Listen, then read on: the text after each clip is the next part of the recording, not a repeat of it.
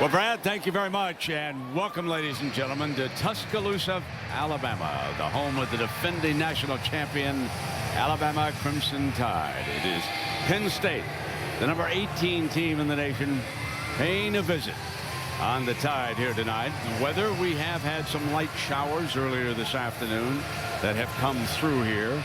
Still should be real good turf here tonight, but there are some scattered thunderstorms in the area that we want to keep an eye on. And there's a lot of humidity as we welcome two of the bluest of bloods as far as college football is concerned. Look at the all-time victories by these two great franchises. A year ago, Bama winning its 13th title. Head-to-head, well, Bama has an edge on Joe Pa and the Nittany Lions, but if you want to flip it, Joe Paterno has an edge on Alabama head coach Nick Saban. When Saban was the head man up at Michigan State, they squared off 5 times, and Joe Pa has a 1-game advantage over him. So here are two of the best minds in all of college football. And I must say that this great scene in Tuscaloosa just got grander and grander, ladies and gentlemen. Over 100,000 crammed in here, and thousands more outside this stadium just to be part of this great scene down in Alabama. And Kirk Herbstreit, we see that Bama will get the ball first. Give us an update on Mark Ingram and the situation. Mark Ingram will be held out another week because of the knee. He's going to hope to come back next week against Duke, but for now, Trent Richardson will have to carry the load. He did it in week 1 against San Jose State, and Eddie Lacy, the freshman back behind him, will have to be able to help Trent tonight as far as trying to keep Trent at 100% health and help him with his endurance. But the real story, not only Ingram being out, but as we'll see later when Penn State comes out with a true freshman quarterback, how he'll handle this atmosphere will be something to see. Underway in Tuscaloosa. Richardson runs over behind Jones, and from a yard in, he is coming out, and a penalty flag is thrown on the play as Richardson battles his way to the 26. But remember, there could be a block in the back or a holding call. We'll get this sorted out right now. This is a Big Ten officiating crew, and already we see a Nittany Lion player is injured on the play on the kickoff coverage unit, and he is down. During the return, illegal block at the back. Returning team for 55. Half the distance, first down.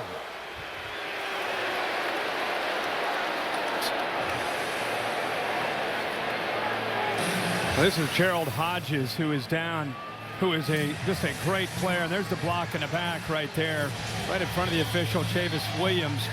And Hodges goes down, and Hodges is a really unique and interesting player as a backup linebacker. There's Hodges goes down right there, and maybe the contact there with Richardson. But he's getting up now, which is a great sign and a great thing to see there for Penn State fans. Well, Greg McElroy, number 12, will lead the Crimson Tide out. You know the story. You know the headline. 31-0 as a starting quarterback. He last lost in the 8th grade, and the final score of that game was 8-6 when a center snap sailed over his head and out of the back of the end zone. That's his last loss as a starting quarterback. And Herbie has already told you that Trent Richardson will start, and it looks like they're going to open up with a little pistol. We'll see if they go up-tempo here at the beginning of this game. And here comes Richardson with the first carry. Slashes to the 15-yard line. So the Alabama offense, we have talked about a couple of the key guys. You can't go to sleep on their wide receiving core. Jones is an All-American. Marquise Mays is a burner. And, of course, Preston Dial, he does a lot of that dirty work. Michael Williams will also be at tight end as they come up now for second down behind the offensive line. William Vallejos, an underrated offensive center. He could be the best in the SEC, but he doesn't get the credit he deserves. They'll come right back with Richardson, and he barges for the 1st and 10. Now on defense for the Nittany Lions, and that was Colasante, one of the linebackers, making that stop. Here are the fellas up front. Ogbu and Crawford, keep an eye on them. We'll see if Lattimore and Still can hold up on the other side. They replaced all 3 linebackers, but these are good ones. Stupar, Colasante, and Baju can flat play. 3 of these youngsters are back from a year ago. Mascherino coming off of off-season surgery, and now it is first down and 10 against Alabama, and McElroy coming out from the 20-yard line. Here is his first pass of the evening.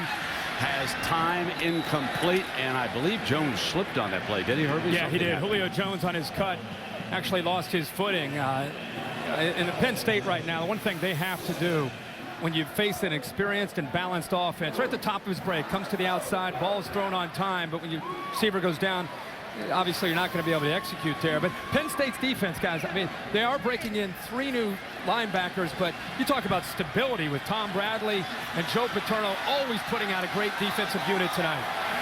Jones goes off to the sideline on this play. He was matched against Danton Lynn, an outstanding corner. They come back with the running play, and very close to a first down that time.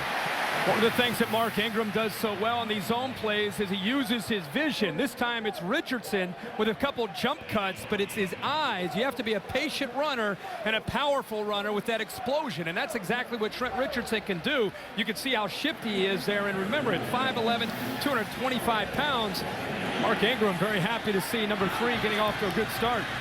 And Jones has returned, number 8, Julio Jones, off for a play. He will be to the right side of the formation. Darius Hanks comes down toward the bottom of your screen, and an extra blocker is put in by Jim McElvain, high and incomplete, trying to put the ball in number 8's hands that time.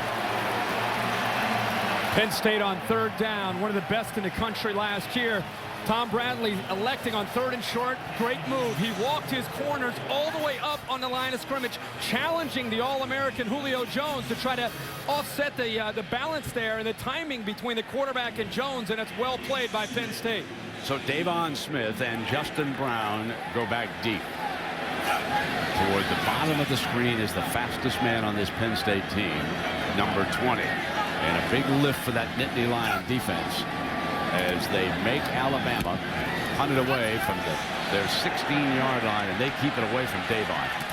There's the fair catch, made at about the 33-yard line, and the Nittany Lions will have the ball for the first time here tonight in this showdown between the SEC and the Big Ten in Alabama.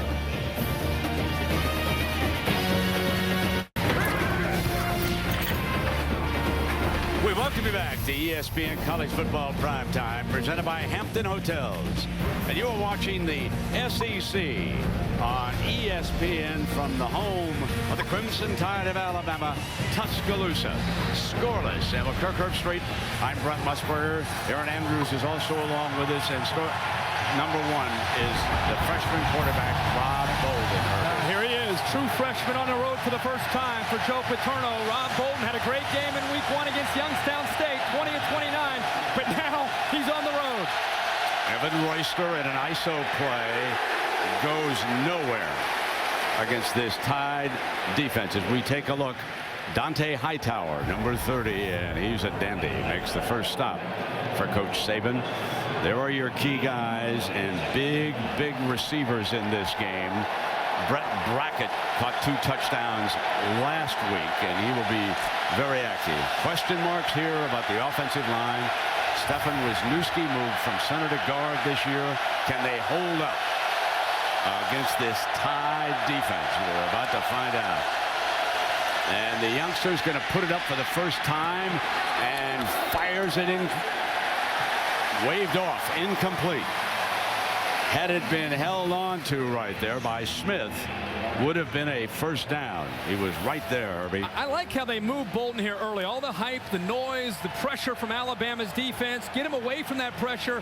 Throw the ball to the outside. And, boy, Smith gives a pretty good effort there to try to get his fingers underneath that football to make the catch. The defensive back is a story. That's a true freshman, number 28, DeMarcus Milner. The normal corner over there is coming off Achilles surgery. Saban telling us he'll play the slot man tonight. Kirkpatrick is on the other side, one of the most highly recruited corners 2 years ago. Now the screen, and they can't break out on top of it as the rush was coming. But Herbie, what do you think of Rob Bolden's poise there? Well, he knows that when he gets to 3rd and long, that Nick Saban and Kirby Smart are going to dial up every kind of blitz imaginable. And that's the challenge for any quarterback, let alone Rob Bolden. And 2 guys come in scot-free. They bring more than you can handle. They confuse the offensive line. Really nothing that Rob Bolden could have done there except throw the ball away. Jones is back for Anthony Farah's punt. Julio Jones takes a sprinter's stance. He's on the Tide 30-yard line.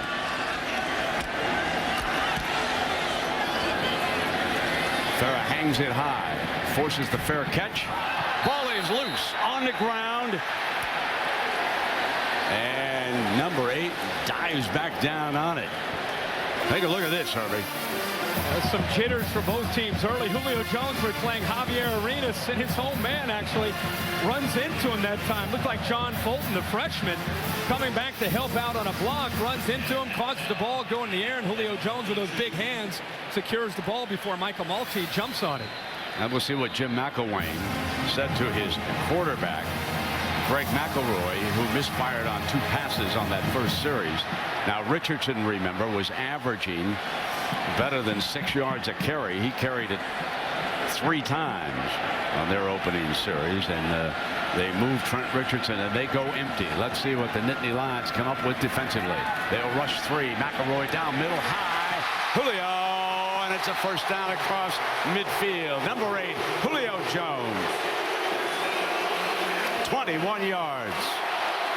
Now the safety, Nick Suke, starts to move up, and when Suke comes up, it actually right behind the ball is thrown. You talk about an accurate throw by Greg McElroy. He recognizes the hole. The safety comes up, kind of robbing, hoping to have an underneath route. Penn State guesses wrong, and McElroy makes them pay for it. And Jim McElwain stays with an empty call. McElroy, the Rhodes Scholar candidate, can't find anybody open, and he'll be brought down at the line of scrimmage that time. Devin Still, the junior from Wilmington, Delaware, making the play for the Lions. The reason Jim McElwain, Alabama's offensive coordinator, is staying with empty is he feels that he has an advantage with the skill.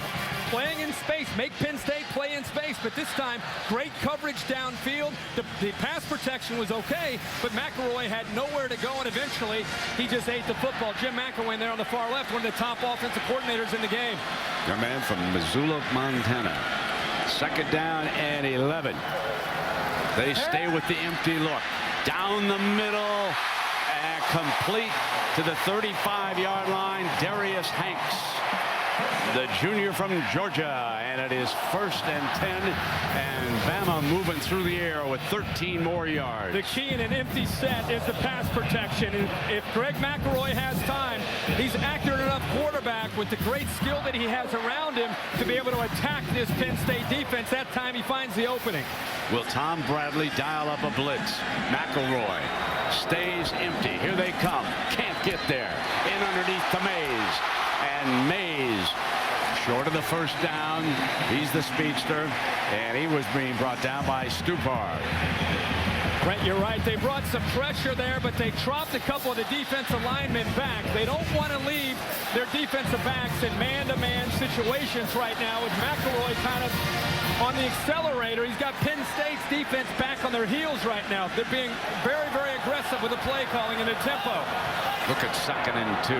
This entire series has been designed. Here's the quarterback draw for McElroy to pick up the 1st and 10, but hold on. There's a penalty flag thrown by the referee from behind the play. Whitfed. And if you did not hear us at the top of this broadcast, this is a Big Ten crew. These two will go back to Happy Valley next year, and obviously that will mean SEC referees up in Big Ten territory. Offense number 65, 10 yards. And 2nd down. Folks, that is a story. That's Warmack, and there are very, very few holding calls against this Crimson Tide offensive line over the last 2 years. Yeah, Chance Warmack's one of the top young offensive linemen in the SEC. The left guard that time gets his big paw and just pulls down this Penn State defensive tackle. 2nd down and 12. Staying empty. They spread the field. McElroy looks back middle. Touchdown, Crimson Tide. Kevin Norwood, the redshirt freshman from Mississippi. A 36-yard scoring strike.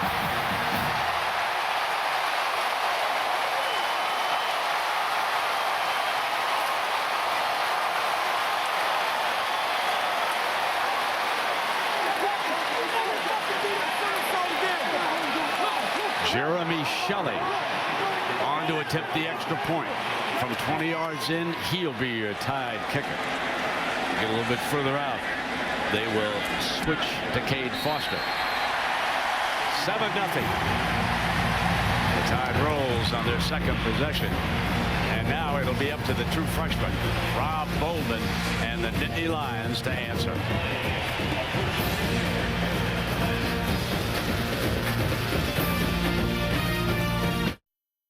ESPN's College Football Primetime is presented by Hampton Hotels. At Hampton, we love having you here. And in part by Bud Light Lime, the just right taste of Bud Light with a refreshing splash of 100% natural lime flavor. We welcome you back to Tuscaloosa. Herbie, too many weapons. Penn State's going to have to think about dime. They had 5 receivers coming out. You're going to show the folks on that replay after this kickoff. I see that Stephon Green has gone back there with Smith for the Nittany Lions. They're really going to try to get field position here if they can. Alabama did a nice job of spreading out the field and taking advantage of the great athletes that they have. And Greg McElroy, seasoned veteran, made some good decisions there and threw the ball with great accuracy.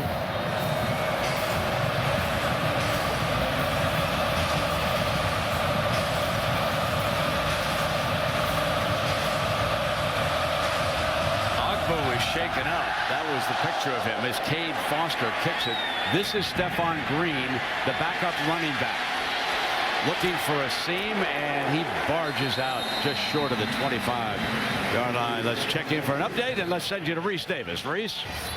Brent, want to tell you how Notre Dame and Michigan finished up. 4-point lead for the Wolverines. Final play, Dane Christ looking, going to heave it up, and he's way too far. Nobody had a chance. 28-24 Michigan. Denard Robinson over 500 yards of offense. Anybody say Heisman? Yeah, interesting. Denard has put together wonderful back-to-back weeks, Reese. And here we're taking a look at a true freshman, and that would be Bolden back in the gun now. Picks it up and hands it off to Davon Smith, the speedster. So it looks like the Nittany Lions are going to try to get 20 some touches here, Herbie, with that speed. Yeah, the great speed against the SEC speed. That's one way to answer it. But Alabama is going to play man-to-man on the Penn State wide receivers, and they're going to put 9 guys in the box to stop Evan Royster and Stephon Green and put the game in the hands of Rob Bolden. Until Bolden and his group of wide receivers prove that they can get away from man coverage, Alabama will not allow Penn State to run the football. Well, 28 would be the target, the freshman. Royster is the running back. On second down, little draw play, and Royster battles his way out to the 34-yard line. That is just short of a first down. So here comes a big third down call for Galen Hall upstairs. Does he stick with Royster? That would be the conservative and the expected approach. Or will he run a little play action here and come up firing on this third down? Let's see. There's Galen, former quarterback at Penn State, once the head coach down at Florida in Gainesville.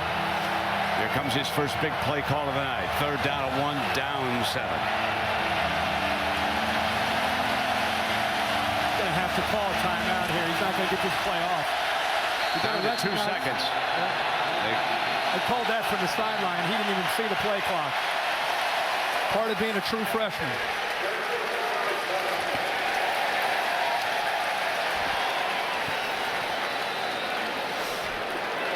However, it's such a good point you just made about that's part of being a true freshman. You don't know that the clock is ticking. The other thing, Jay Paterno said, you know, he's not going to be able to change too many play calls down there with the noise, and he just doesn't have the experience. So that's what Nick Saban's counting on here tonight. Yeah, and I think if you're Penn State, you've got to put him in a position to call plays that no matter what the look is, you have a chance to execute. It's going to come down to Penn State can't be too conservative with a true freshman. If they run and then run, they're going to be facing too many 3rd and longs, and against Alabama's defense on 3rd and long, anybody is going to struggle, let alone a true freshman. So they've got to take some chances on early downs, maybe to give Bolden a shot downfield against some of the inexperience in Alabama's secondary, because they're great, they're very athletic, but they're inexperienced as well. One of the interesting things about Alabama is that Nick is a little cautious with his defensive play calling tonight. He doesn't want to confuse them, and they barged right straight ahead for the first down. So they came up, and that's a big first down for the Lions. And let's check in now with the 3rd member of our team, Aaron Andrews. Hey, Brent, a big story on Alabama's defense tonight. Linebacker Courtney Upshaw. He's actually a game-time decision, and he hasn't been out there in this series, Brent. He was out there the last time during the 3rd down, but not in this series here. He tweaked his ankle last week. They said, "Are you ready to go?" He said, "I can try it," but they're only going to use him for 3rd down situations, guys. On 1st and 10, fires incomplete in underneath. Now remember that Alabama is also without Marcel Darius. Darius, the defensive player of their national championship victory over Texas. He was suspended for a couple of games. This the 2nd one, and obviously he'll be back for the stretch in the SEC. And there is Darius over the sideline trying to coach him up a little bit. Yeah, he's trying to keep that defensive line in the game. He's a very engaging young man. He's looking forward to having a chance of coming back next week against Duke and then getting into conference play against Arkansas in a couple weeks. Justin Brown is out far to the left for the Lions. 2nd down and 10 for Rob Bolden. Inside fake is a beauty. Comes up, and here comes Smith again, the speedster. And he goes right to that 1st down marker, steps out of bounds very close to it.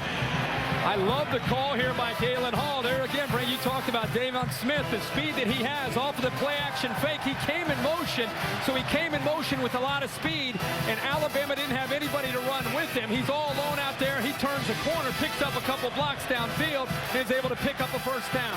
It is also quite clear that Galen Hall knows that that's a freshman corner on that side. They are staying away from Dre Kirkpatrick so far. Stephon Green now comes in as the tailback. And here's Stephon on a cutback into the middle. And he is wrestled to the ground by Kerry Murphy, who's going to see a lot of action tonight for the Tide.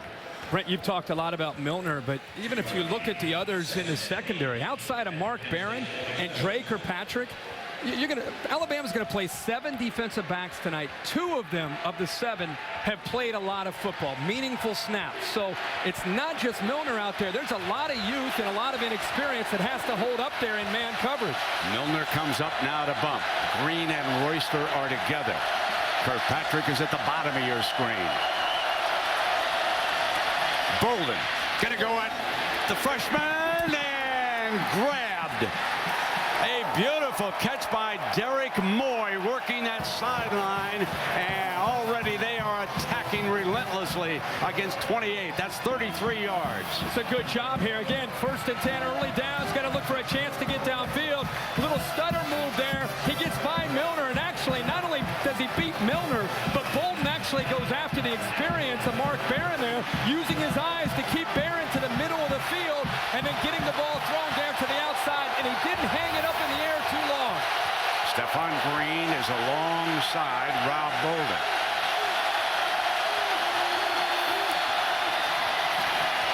Beautiful play action fake, and here comes Smith, and he gains no more than 2 yards. And Minzy. Now Minzy would be the starting corner. He tore his Achilles tendon. So Nick has got him on the slot receiver much of the time, and you saw number 24 now come up and make this stop. Ordinarily he would be over at the right corner. Junior college player who doesn't have a lot of experience in himself, but you're right, a tremendous athlete, the starting corner. They feel Milner was the top corner in all high school football last year. Between he and Dre Kirkpatrick, they have the top 2 corners in high school football in the last 2 years. They've got size. Brown over there on Milner at the top of your screen. Bolden, though, comes back down in underneath, incomplete, and that was a dangerous pass. to his tight end that time, Gilliam, who was in heavy.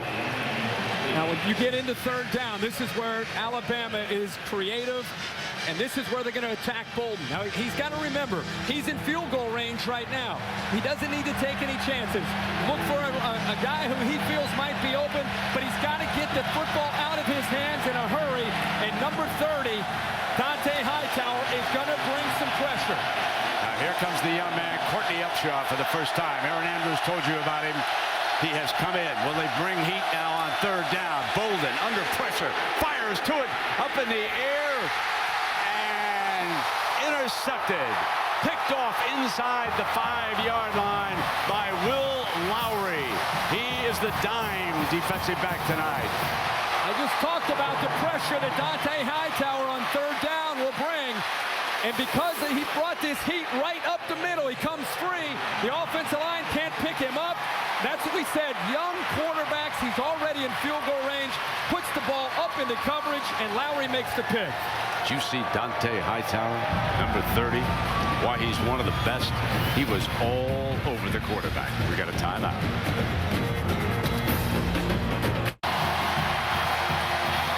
The pressure gets right to Bolden, and I think the offensive line's got to help him out. But Will Lowry right in the middle. He's a walk-on from Birmingham Hoover High School, one of the great high school football programs. Gets over there, reads the eyes, and hustles over to make that interception. But Dante Hightower created the pressure to force Bolden to throw that ball too soon. The coaches told that Dante is their best pass rusher, and frequently they'll move him up on the line out of that linebacking spot. Yep. Now they go back to a regular I said here, backed up in the shadow of the goal line. Here comes Richardson. You might remember in the championship game, Richardson stepped free against Texas at about this time and broke a big one, and he picks off a first down here. He is dangerous whenever he touches the ball. Well, everybody talks about what does Alabama lose when they lose a Heisman Trophy winning running back. Well, you have Trent Richardson. Look at the power in his legs. He is a tough guy to bring down. Not only that, he's got the vision, he's got the quickness, so once he breaks a tackle, he's able to accelerate upfield. Jim McElwain said they might miss him in the fourth quarter when they try to run downhill with that toughness that 22 brings to it. Here's your pistol formation now. Handed back to Richardson up behind the left side. Look at him break tackles for another first down, Alabama. I remember the last drive, Alabama went right down the field, and Greg McElroy with an empty set threw the football. Here you see the versatility of Alabama's offense. Now they're going to go line up in the pistol, back-to-back plays, hand the football off to the big back Trent Richardson, and in 2 plays they go from being inside their own 5-yard line to now all the way out to the 30. With that 16 yards now, Richardson has 46 yards and 5 carries as the Heisman Trophy winner watches from the sideline. They stay back in that formation. There's that short handoff, and behind the left side again it is Richardson breaking still another tackle and across the 40-yard line. So the young man who broke all of Emmitt Smith's high school records off with another huge run. James Carpenter, 77, a left tackle, and Chance Warmack, the left guard. These last 3 plays have taken his football game over. We're talking a lot about Richardson, but let's make sure we give some credit to the big guys up front, helping him out and get to that second level where there's a linebacker he's able to make miss and quickly gets into that secondary. He gets a breather, and here is Eddie Lacy, redshirt freshman from Louisiana. Gained over 100 yards last week against San Jose State. Pass protection, and it is dropped by Mays, and it will be second down and 10. I want to take a look at some gaudy numbers, and of course Mark Ingram with the great games against Florida and then the national championship, won the Heisman, and Richardson chipped in with 751 yards, had that big touchdown run against the Longhorns, and they're saying, clean that helmet up for him over there. Huh? That's what the Heisman Trophy winners reduced tonight to one of those equipment guys. What a great attitude Mark Ingram has. Second down and 10 now for McElroy. And there's a handoff to Lacy. And they are starting to gash this Penn State defense. They're having it their way. Vallejos is the ringleader of that offensive line, and Herbie mentioned Carpenter. Barrett Jones, he's an all-conference lad from Memphis at right guard, and they got one of the most highly recruited linemen over at right tackle, DJ Fluker, coming along too right now. And here's Trent again. And one of the challenges for Penn State, I'm watching Alabama continue to rotate different personnel groupings, and there's Penn State with the same 11 or 12 guys that are standing out there on the field. They're getting tired on this drive especially. And a Wildcat formation is lined up. Here comes Richardson. They told us they would use it tonight. And he barges close to the 25-yard line out of the Wildcat.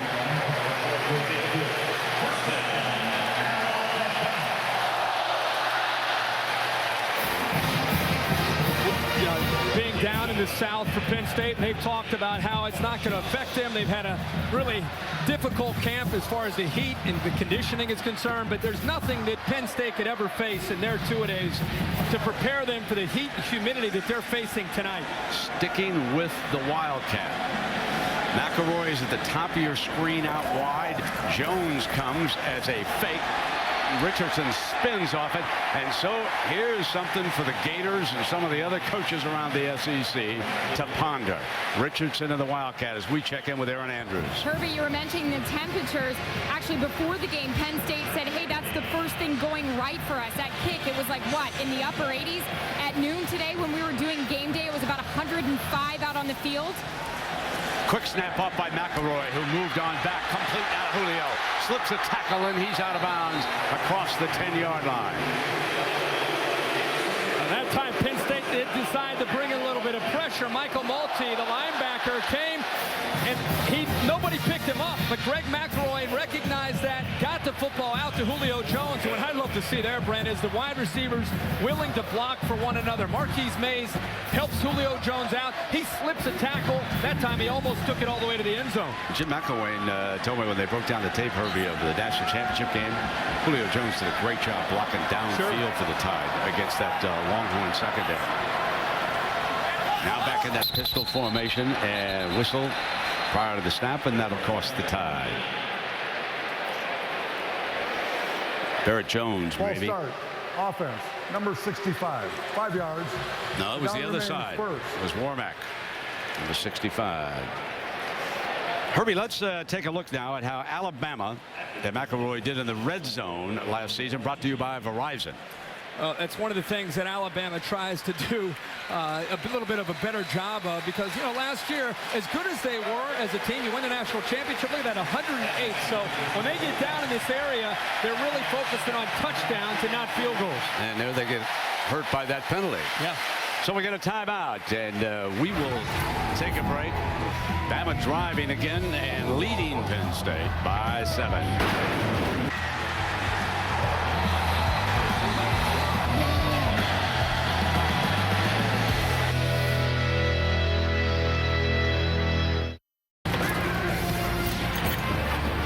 We welcome you back to ESPN's College Football Prime Time, presented by Hampton Hotels. And in that first quarter, Alabama put 185 yards on the Nittany Lions. Herbie, they averaged better than 10 yards a play in that first quarter, and here they are stalking the end zone again. And I think they kept Penn State on their heels with that versatility and the tempo that Greg McElroy, with that experience, is able to lead. Straight back, waits, fires in zone, touchdown! Goes to Dial, Preston Dial. Well, there is a bonus for doing the dirty work. There's a guy who leads the end arounds, gets downfield, seals linebackers, and here a little frosting for the big fella. A 97-yard drive after the interception, folks. You're looking at some of the reasons why this team remains number 1. Jeremy Shelley.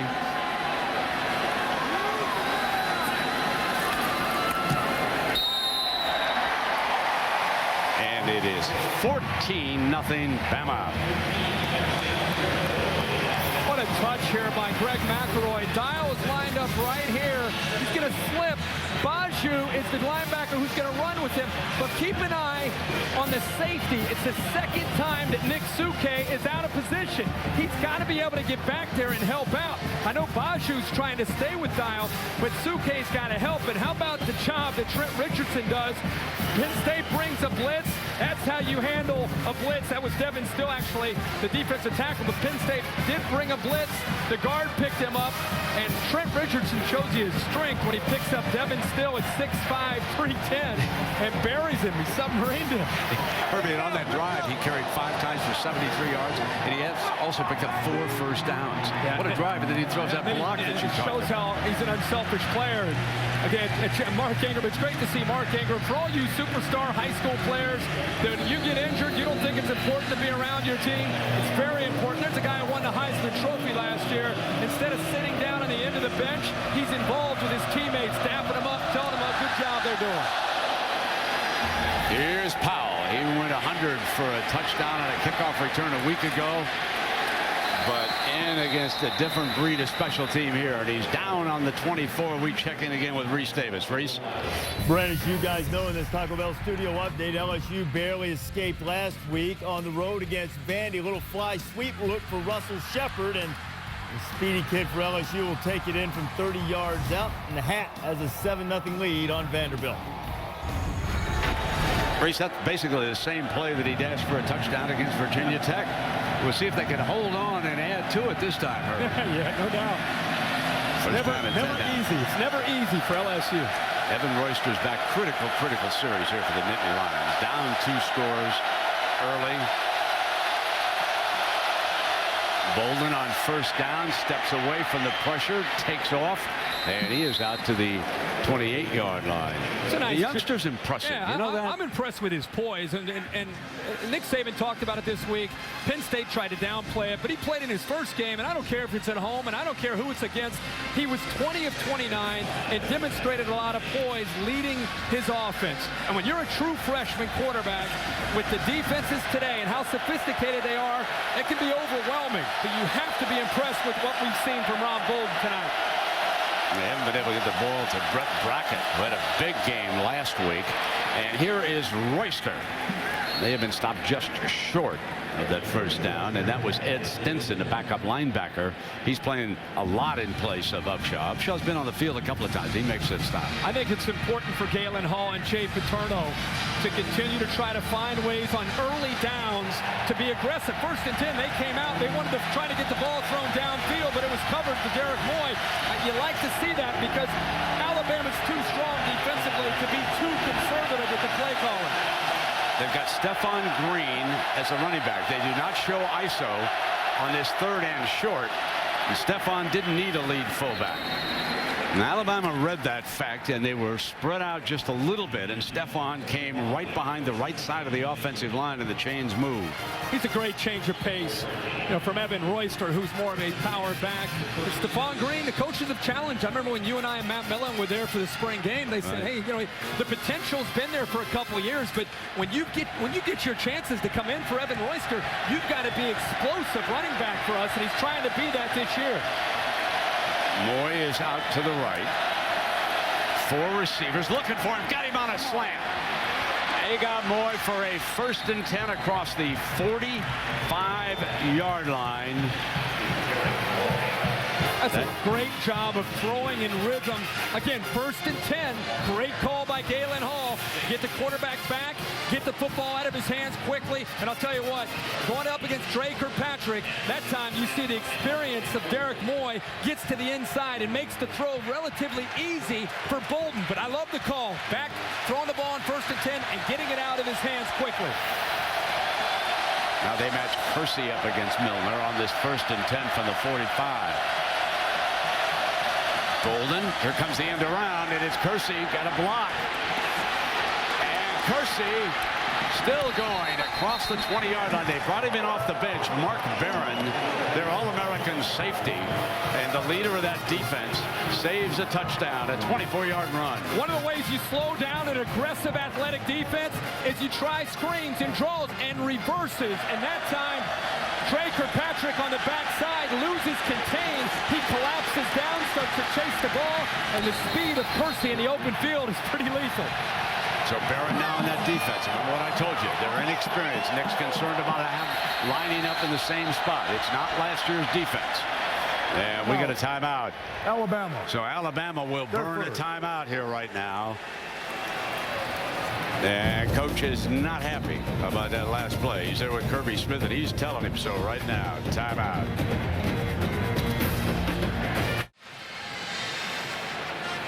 We welcome you back to Tuscaloosa, Alabama. A muggy night here down Bama way with Kirk Herbstreit. I'm Brent Musburger. Nice to have you along with us.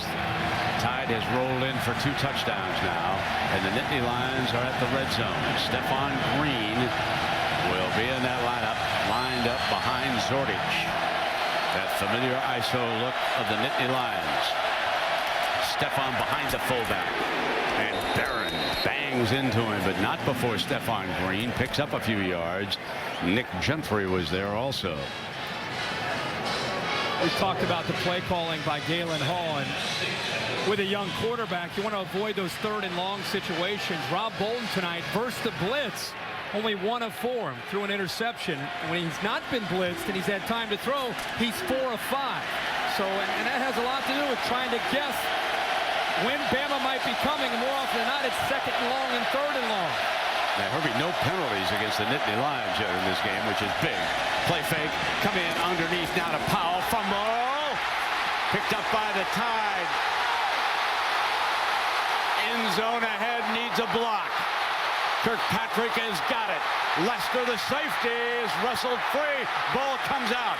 Kirkpatrick tries to pick it up instead of falling on it. Nittany Lion ball.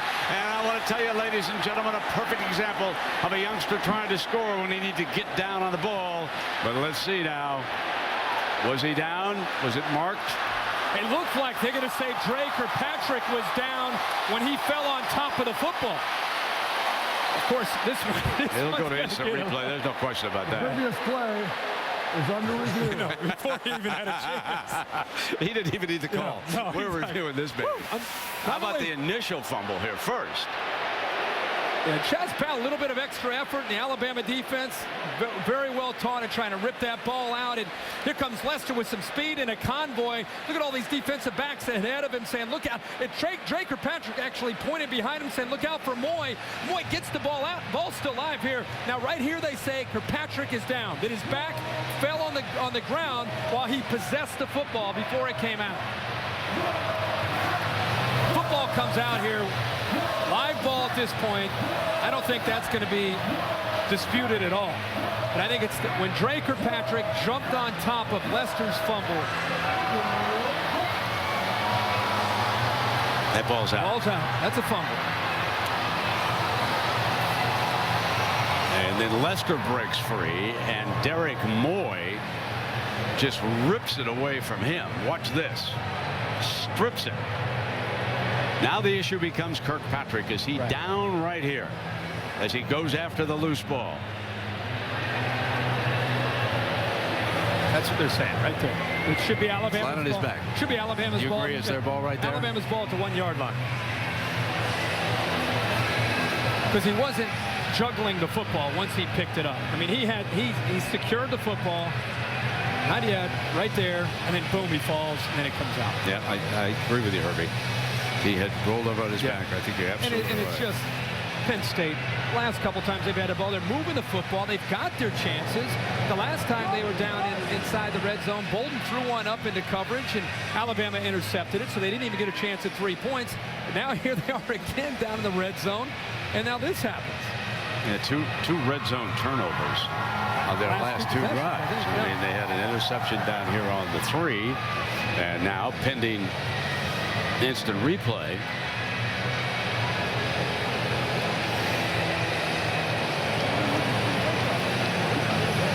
And again, as I told you, this is a Big Ten officiating crew and one of their better referees in that conference. Dave Whitfield will come out. After further review, the ruling on the field is confirmed. Penn State's ball is down. He said Penn State's ball. I think he meant to say Alabama's ball. The crowd didn't hear him say Penn State ball, but he pointed in the direction. Coach Saban heard him clearly. Well, now he is pointing to Penn State football. Well, this is going to be. Well, apparently that was the ruling on the field. I thought there was a little bit of confusion. I'm with you.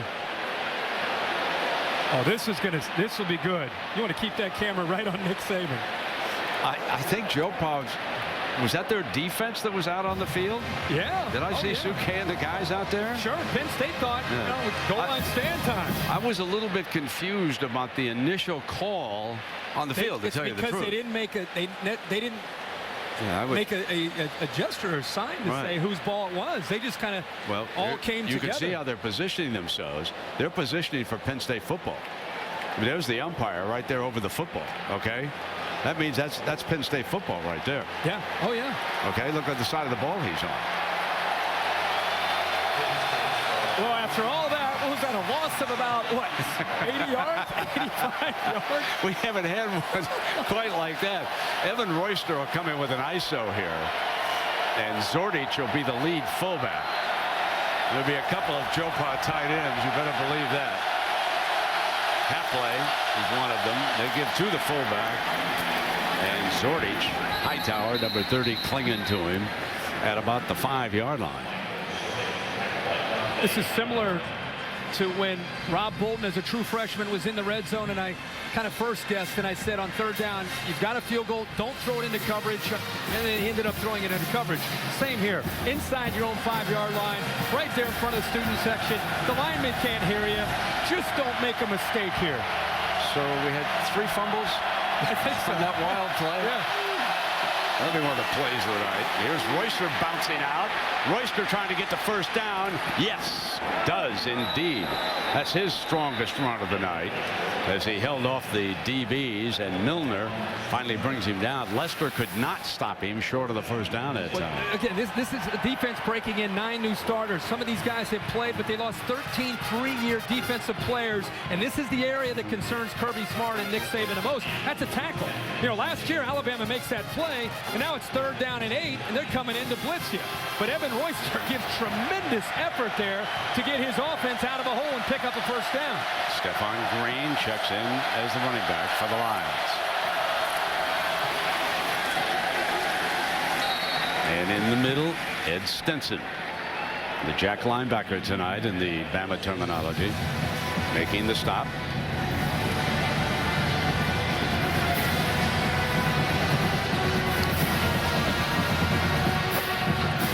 Won national championships at LSU and last year at Alabama.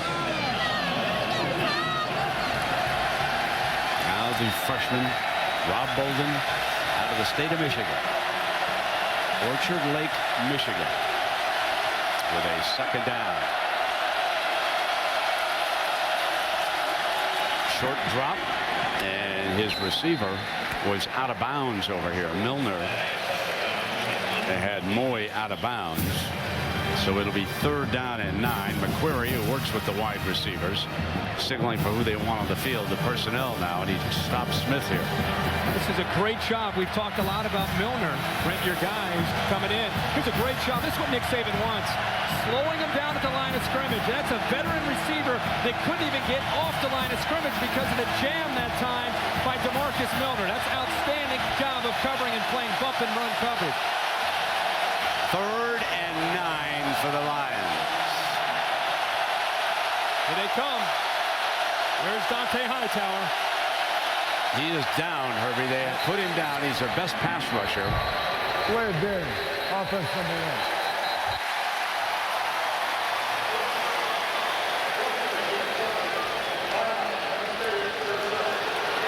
Now, a delay of game I heard them call, but did they get the timeout called over there on the sideline, Herbie? The coaches are doing a good job realizing that Bolton's got enough going on that if the clock's running down, they're trying to help him out. Okay, we'll take a break.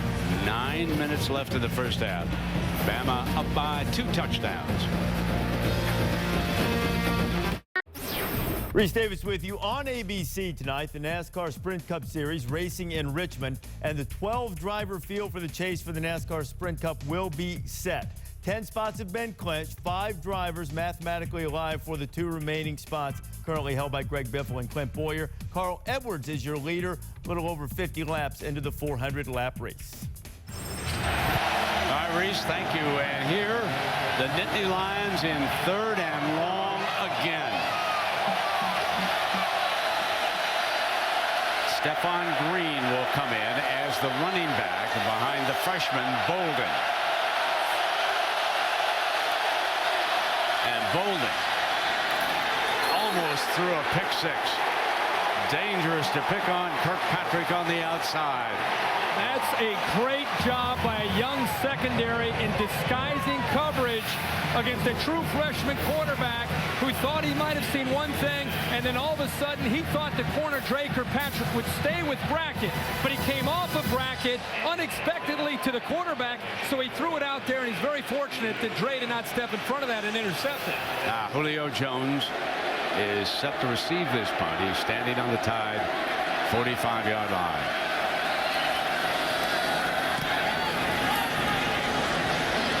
Booming punt, fair catch.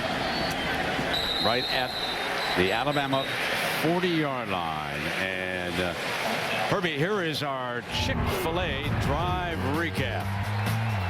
They started early in this game running the football with Trent Richardson. He got off to a great start, replacing Mark Ingram tonight and showing what he can do and how physical a runner he can be.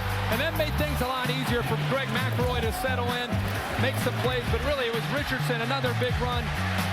I'll tell you, he's done so much that by the time we finally were able to get Greg McElroy settled down, that I think a lot of the pressure and the balance here has, I think, been the key for Alabama. Trent Richardson checks back in. 8 yards short of 100 here in the first half. That slip screen to Julio Jones. Strong outside receiver. And he extends himself toward that first down marker, battling Stephon Morris. It's the first time in his career that Julio Jones has been 100% healthy. He battled through some nagging injuries last year. Didn't quite have his sophomore campaign the way he had hoped. But now this year, he's ready to go. He got off to a great start last week against San Jose State. Bigger, stronger, faster than anybody else on the field, especially the Penn State defense trying to stop him and contain him. Now Mays is back in the Wildcat. And they bring Julio around, and Mays keeps it number 4 to the outside. So he is the second Alabama player to run the Wildcat tonight. Lynn defensively there for the Lions. Earlier it was Richardson who checks back into the game. It's a totally different look when Richardson runs the Wildcat versus Mays. Mays' quickness and acceleration. You make one mistake and he's going to be able to move to the outside in a hurry and pick up 20 or 30 yards, whereas Richardson's much more physical style runner. Alabama averaging 10.3 yards a play, 217 yards of offense, 14 points here in the first.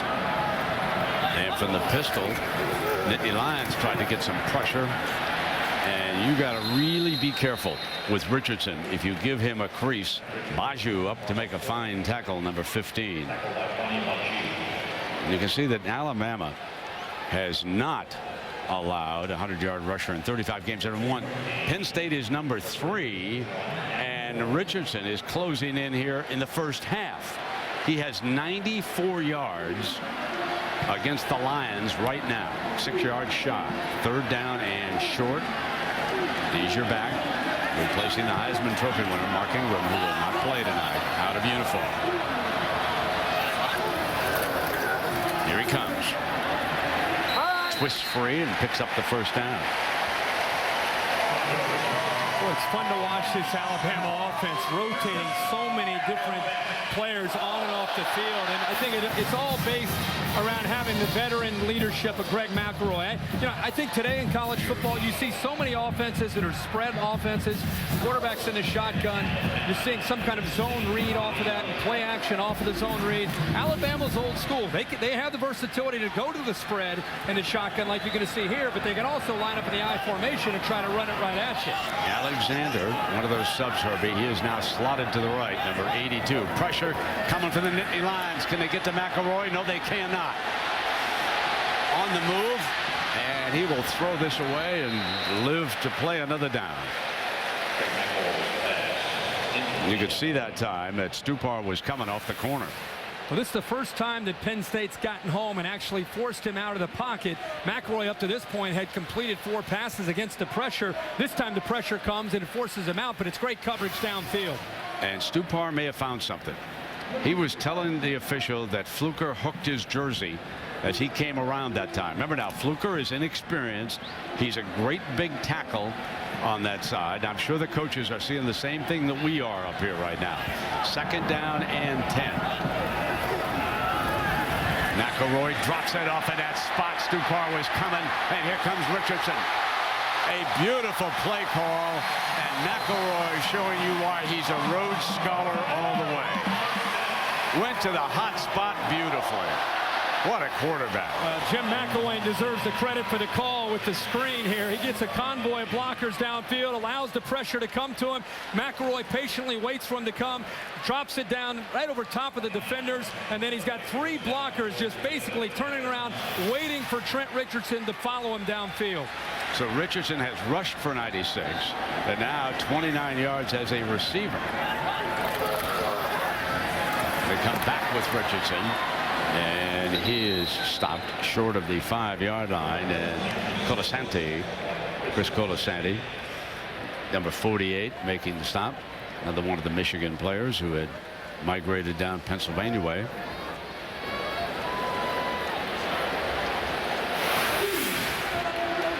See if we can see the shoe come off. Richardson fighting for so many tough yards. That time it looks like he gets caught up, and actually Vlahos, the centers, gets pushed back that time. Ran out of it, did he? 2nd down now and goal. Bama up by 2 touchdowns on Joe Paterno and the Nittany Lions.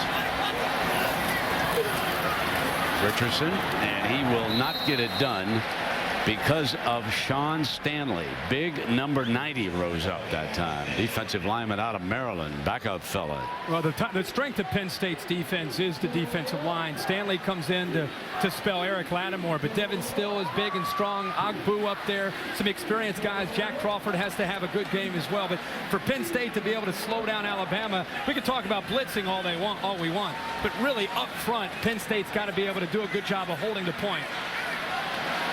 Sent a couple of fellows onto the NFL. He was a great player for him last year in that defensive line here, and there's a flag. There's a penalty. Costly. This will be the 4th penalty against Alabama. Offense, number 65, 5-yard penalty. The down remains 3rd. Penn State has not been penalized, but they have turned it over twice down in the red zone. And this will back McElroy up now for this 3rd down. Give him a little daylight if he wants to throw. He's got great targets. Hanks will come to the slot. Jones is on the outside.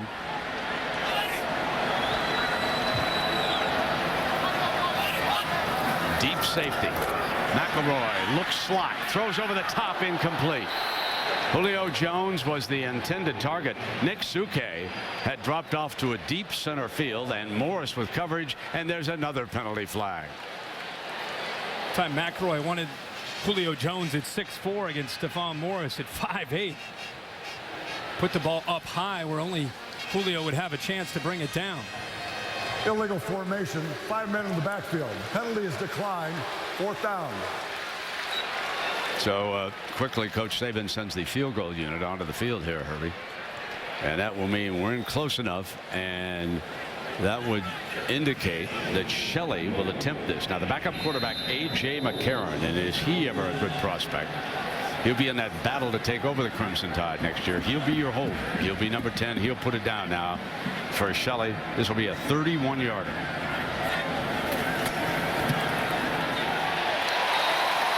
And he's got it.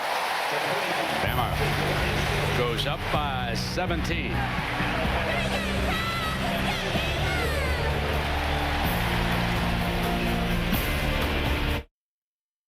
ESPN's College Football Primetime, brought to you by Mercedes-Benz, located on the web at nbusa.com, and the Capital One Cup. Log on to espn.com/Capital One Cup to vote for the Capital One Cup Impact Performance of the Week. The Paul Bear Bryant Museum here in Tuscaloosa. Great memories when you take a stroll around that office. One of the legendary head coaches of all time. Would have been 97 years old today.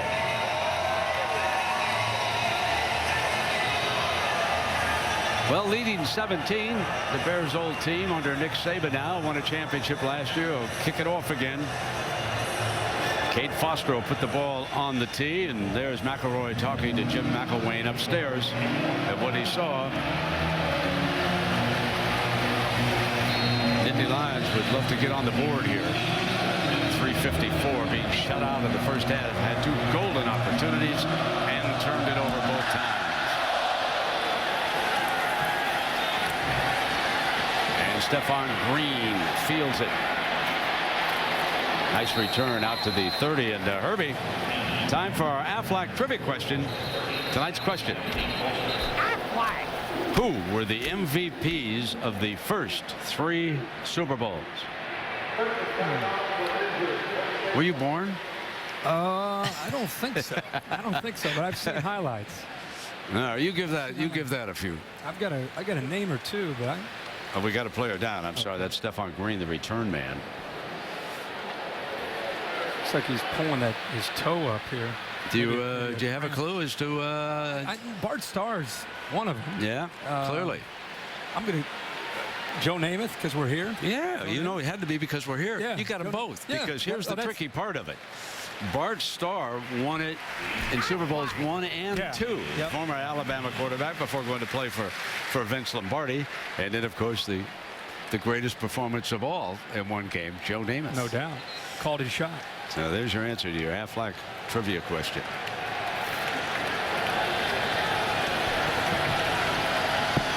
First down and 10.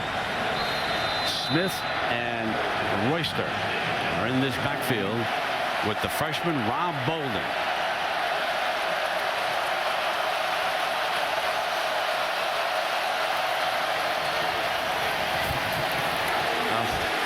He is stuck big time. Was that Harris who slammed in there? Number 5, Jarrell Harris. They moved him from the outside in to inside linebacker during camp, and that's the one thing. When you lose Rolando McClain, who to me was equivalent to losing Tim Tebow for Florida's offense, you need guys like Harris and guys that have been around, even though they don't have a lot of game reps, guys that at least are familiar with the system to step up. And Harris has played pretty well tonight, pretty active. The second down, Royster into the backfield for the Lions. Fumble, picks it back up. He'll keep it himself. Get back to the line of scrimmage on a busted play. I'll tell you who the Tide are doing a great job of defending here tonight is Brett Brackett, number 83. And the Crimson Tide took a big look at him in the videotape this week, and they said he plays like an H-back. He's a big fella. He is 6'6", and Saban was really determined to keep the ball out of his hands. And he won't have to worry now as Graham Zug replaces him and he goes to the sideline. Third down, hold on, because if you're Penn State, with the way this game has gone, something very simple, or a draw or a screen, get the ball out of the hands of the quarterback fast, but no chances here. Hightower from a stand-up position is coming.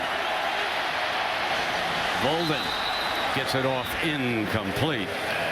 Davon Smith was working, and Mark Barron there defensively, and the Tide will get it back with plenty of time. Herbie, so that's not what the Lions needed here. No, the line did a pretty good job of holding up there. Bolden had time to make a read, but nobody open, nobody able to separate from that man-to-man coverage downfield. He's been hanging his punch well. Anthony Farah, he's the kickoff man, and Julio Jones would love to get a shot at one here. He's back on the Tide's 25.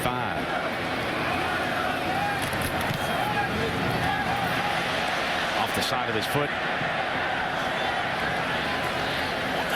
Just let that roll down at the 32-yard line.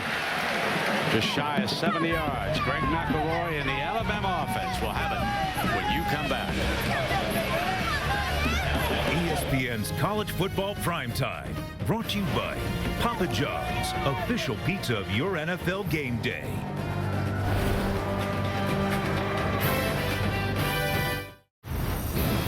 I'm Reese Davis. Coming up on the Wendy's halftime report, the A and ACC stood for awful day. We'll show you what happened to the conference. If there were a 2-week Heisman, Denard Robinson would run away with it the way he ran away from Notre Dame. And the Sooners lowered the boomer, if you will, on Florida State. Texas is in a bigger tussle than they expected. So too is Oregon against Tennessee. Mark Lou and I will get you up to date at the half. Reese, not a very good day for Boise State. You guys will delve into that. There, folks, is a young man who should be a Remington Award candidate. William Vallejos, a junior from right up the road in Birmingham, did a fabulous job against Texas. Once roomed with McElroy. No center exchange problems here. Richardson gets the handoff. They got plenty of time now, Herbie, to work with. But Vallejos is one of those brainiacs who calls out the blocking assignments up front. And McElroy telling us that maybe they have one snap exchange problem the entire year, and it usually comes early. Now, that's remarkable now. As often as he's back in the pistol and the gun as he is this time, looking down into the middle. Hanks has got it. First down in a foot race. They're in business again across the 30-yard line.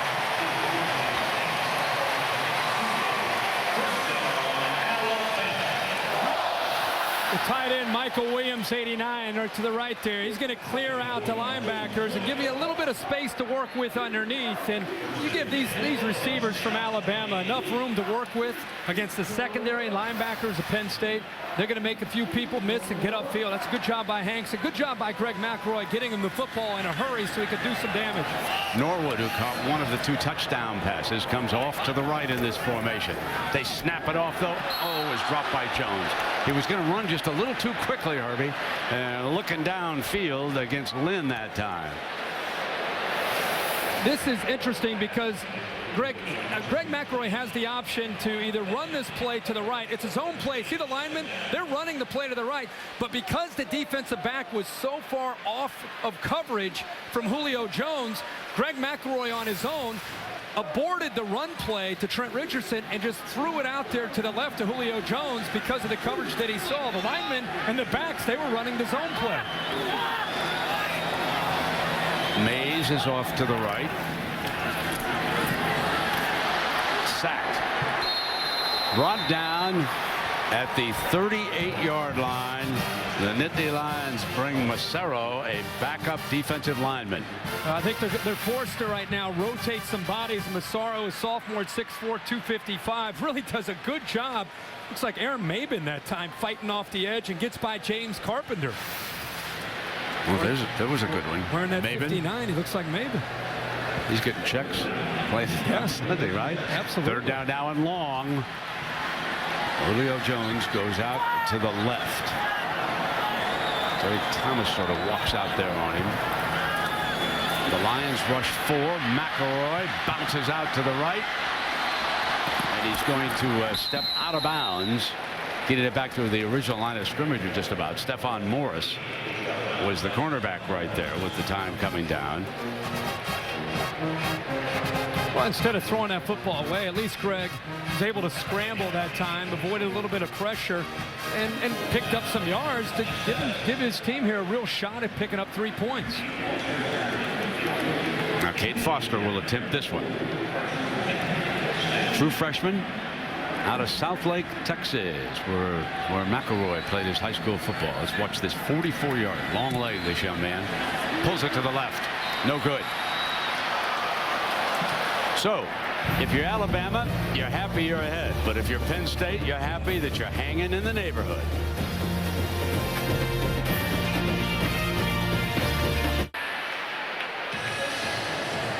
Bryant-Denny Stadium. And the last time Penn State's been held scoreless, well, it was the first half of a loss against Notre Dame when they were down by 20. Herbie, they've only got 33 seconds left here. Royster's in the backfield. They'd be crazy to take any chances here. Cut your losses and get into halftime. But Bolden's going to drop it off to Royster. Stays in bounds and then gave up a couple of yards. It'd be 2nd down and 12. You know, Joe Paterno was a little bit unhappy with Royster's weight when he came back to camp. And then this week he said, now Royster's all right. He's lost some weight. What's your feeling watching him here tonight? It's tough to run against this Alabama defense, is my feeling, no matter what his weight is. But and I think as far as how he looks, to me, he looks a lot like he's looked the last couple years, which is fit. But until this quarterback's able to take some of the pressure off of him with a consistent passing game, I think he's struggling right now. Well, Joe Puff's down with Aaron Andrews, so let's go to Aaron. Brent, thanks so much. Well, Coach, your defense was able to stop Alabama's offense there, but what's the biggest adjustment you need to make to kind of slow down Trent Richardson? We got to come off blocks. We got to tackle. And offensively, we got a better selection of throwing to the different receivers. We got a freshman in there. He's kind of rushing things. But, hey, Alabama's an awfully good football team, well coached. We just got to go in there and try to get a little better. You mentioned your freshman rushing things. How do you think he's handled this environment here on the road? I think he did well enough. I mean, I don't think he's had a lot of help.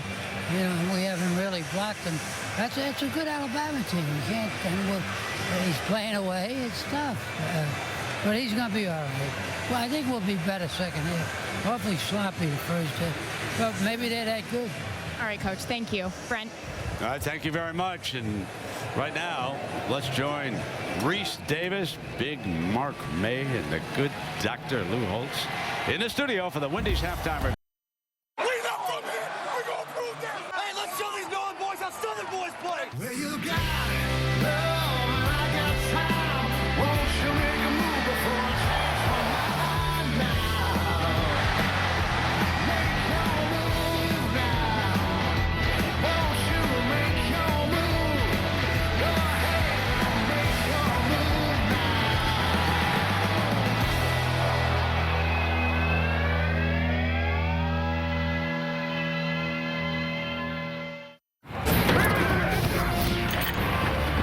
We welcome you back to ESPN College Football Prime Time, presented by Hampton Hotels. I'm Brent Musburger, along with Kirk Herbstreit and Aaron Andrews. We welcome you back with the #1 team in the nation, leading Penn State 17-0 as we start the second half. And Herbie, what about the young quarterback now for the Nittany Lions? Obviously, he's going to have to make some plays here. You know, when he's been in the shotgun, they've had a chance to make some pass plays work. He's been 5 of 6 from the gun, only 2 of 8 when he's under center. So don't be surprised. Penn State's not going to give up. You know, Joe Paterno. They're going to keep fighting back, and it's going to come down to how much pressure they can keep off of Rob Bolden and avoid the third down and long situations. Yeah, on third down tonight, they are only 2 of 6. And so here comes the kickoff to start the second half. The Nittany Lions will have a chance. And Stephon Green, who's been returning kickoffs and playing back there, breaks free with a seam to the 30-yard line, where it'll be 1st and 10 for Rob Bolden. I think Penn State, like they did in the first half, they have to give him some chances to try to attack. And the reason you attack downfield against Alabama's defense is because Alabama's going to be aggressive, and they're going to try to take away your strength, which is the Penn State running game. So they're going to crowd the line. Bolden's got to try to get the ball converted downfield against this young, inexperienced secondary that's been pretty dominant in the first half. That can then open up Royster in the running game, but they haven't had a lot of success doing that. Twice they turned it over in the red zone, and here they come now with a 1st and 10. Royster's the running back. He'll get the opening carry. Bounced off a tackle. Good. 1st down run. Ball got loose, but it's out of bounds. Kirkpatrick with the hit over there on that play, and that is a 1st down. Talk about bouncing off a tackler, would-be tackler Dante Hightower, 6'4", 260. In my opinion, one of the, if not the best linebacker, definitely one of the top 2 linebackers in the country. Had a great shot, real good, clean shot on Royster, and Royster, to his credit, bounced off of him, kept his legs moving, and moved downfield. Alabama puts 4 down. Bolden pulls it back, throws it in underneath to Smith, and the speedster is short of midfield as we take a look at the summary of the first half. And if you take a look at the raw numbers, you'd have to go just look at the turnovers. The turnovers in the red zone for Penn State. With a young quarterback, when you get your chances, you just have to capitalize, especially playing on the road against this Nick Saban defense and against this talent overall. They've had a few shots, and they just haven't been able to capitalize. Need 4 with Royster the I-back. Royster short of the first down.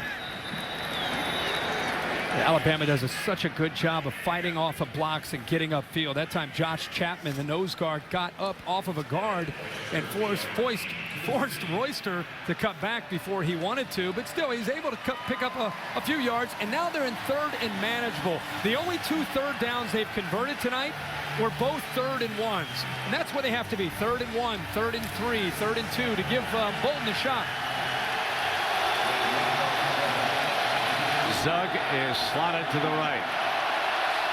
Royster, the running back.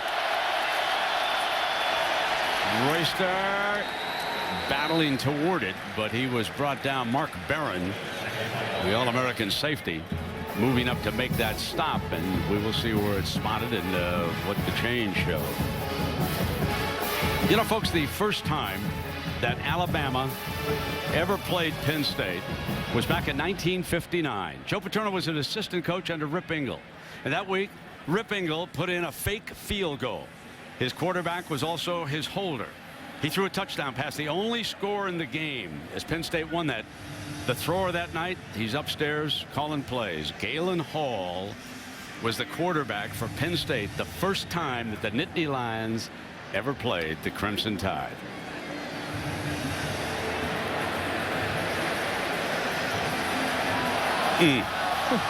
Now what do you do, Herbie? You got to go for it.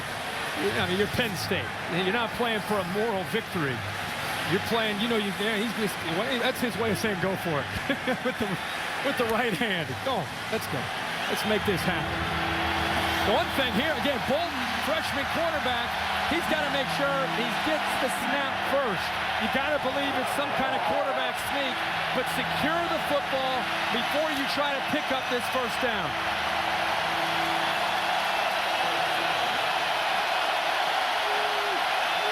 He will get up underneath his center. Dive for it as the Crimson Tide dives on him, and he appears to have it. He's Klopax, Pennell, and Wisniewski, Herbie, in the middle of that offensive line. Yeah, he does a good job here. Picks up the first down. You know, it's the small victories when you're down 17 to just try to, hey, you cross midfield, first drive of the second half to try to get things going, to get yourselves and your defense and your coaches to believe, hey, we're not done yet. We're going to fight back and get into this game. So picking up a few first downs here also does a good job of relaxing Rob Bolton and gets him settled down here in the second half. Brackett being shut out. Moy is out to the right. Fumble. Dives back on it. And that would have cost him a first down. Herbie, as you said, the one thing they had to be sure of on that 4th down was to cover up on the center exchange. They've already had a fumble and an interception. Looks like that ball may have bumped something as he's trying to seating the football, just trying to bring it into your belly to secure it before you're able to execute the play. And that time it looked like it may have gotten bumped there by one of the linemen or just slipped out of his hands. They had to beat Big Highsmith to that football, too. Second down and long down.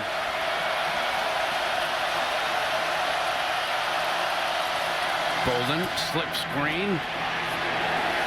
And just a couple of yards because Jarrell Harris, number 5 from Gadsden, Alabama. Gadsden's turned out some fine football players through the years, and there's one of them. I think one of the adjustments that Kirby Smart, the defensive coordinator for Alabama, and of course Nick Saban's involved with the defensive calls, is you got to keep an eye on number 20 in white, Davon Smith. He made a few plays and he got around on a reverse and some plays in space because of his quickness. I'm sure that Alabama staff recognize that, and they're trying to check things to him to try to corral him. Centimore and Davis check into the defensive line. Third down, they put 3 down and send Highsmith from a stand-up position. Now Bolden got one-on-one, complete first down across the 30-yard line that time. Justin Brown, Herbie, from Wilmington, Delaware. Well, good job. The pressure comes. We talked about on 3rd down what can happen. This time they do a good job of picking it up. Wisniewski's right there. He picks up one of the big linemen, and once he breaks contain to the outside, he's got tremendous poise. He keeps his vision downfield, and Justin Brown, a backup receiver, very athletic, tall, fast receiver, does a good job of separating and making the play. play. They're already 20 yards on 3rd and 10. They convert a 4th down. And so now Rob Bolden trying to grow up right in front of us. Hands it off to Green for a couple of yards. Penn State certainly will not give up the running game at any point. Yeah, it's every time Penn State runs the football, and they're doing a good job. Galen Hall doing a good job of mixing up the run with the pass. But look how tough sledding it is to try to move the ball against this Alabama defense. They do a good job of penetrating. The linebackers are freed up because the defensive linemen are eating up most of the blocks. It's just very, very tough for Revan Royster to find any room at all to run against Alabama. And Royster's back in. Bolden takes a deep drop and tried to drop another screen out that time, but Alabama had it read perfectly. Hightower, Dante Hightower. Hightower's actually sitting there waiting for Royster. You're right. It was a screen set up off to the right. Dante Hightower, one of the more veteran defenders for Alabama, the leader now of this defense with Rolando McClain moving off to the NFL and the Oakland Raiders. He just sat there, read it perfectly. There's nothing Bolden could do, and now he faces another 3rd down and long.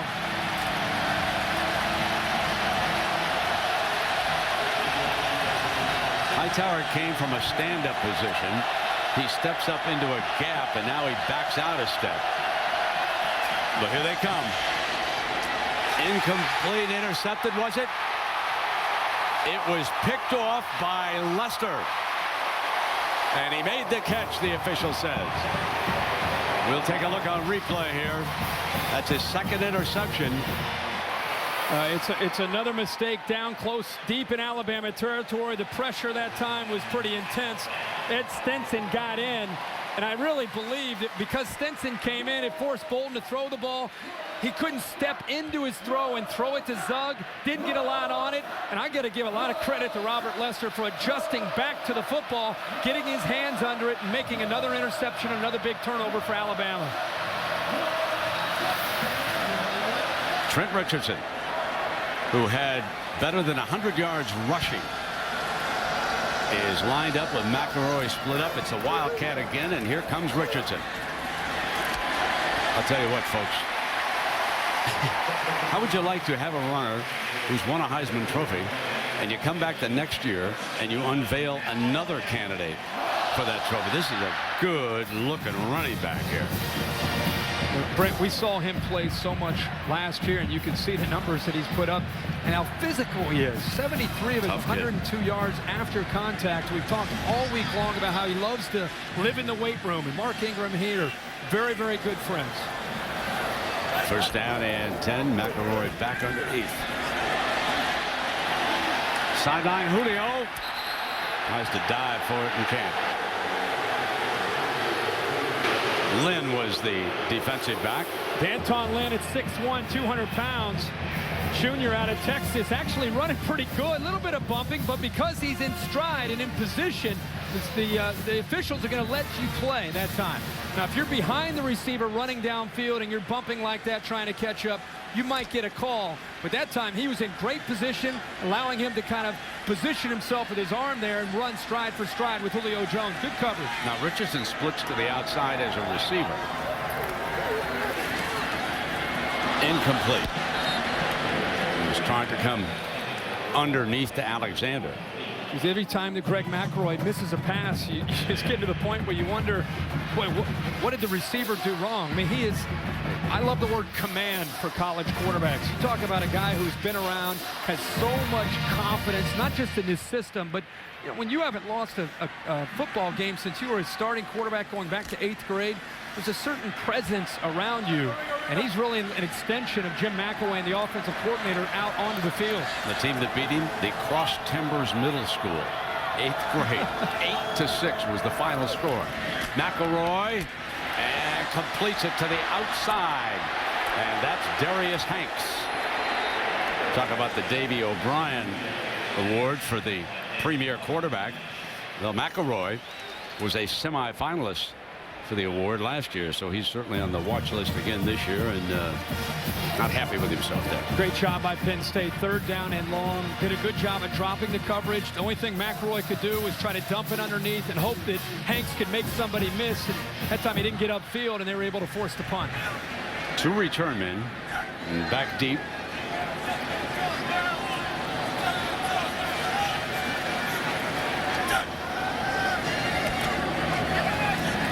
Takes his time. There was no rush, and hangs it up for his coverage. Fair catch at the 25-yard line by Davon Smith. Good job by the punter that time. Shot it at an extra beat. He let the Gunners get downfield before he kicked. We'll take a break. 17-0. The number 1 team in the country leads it.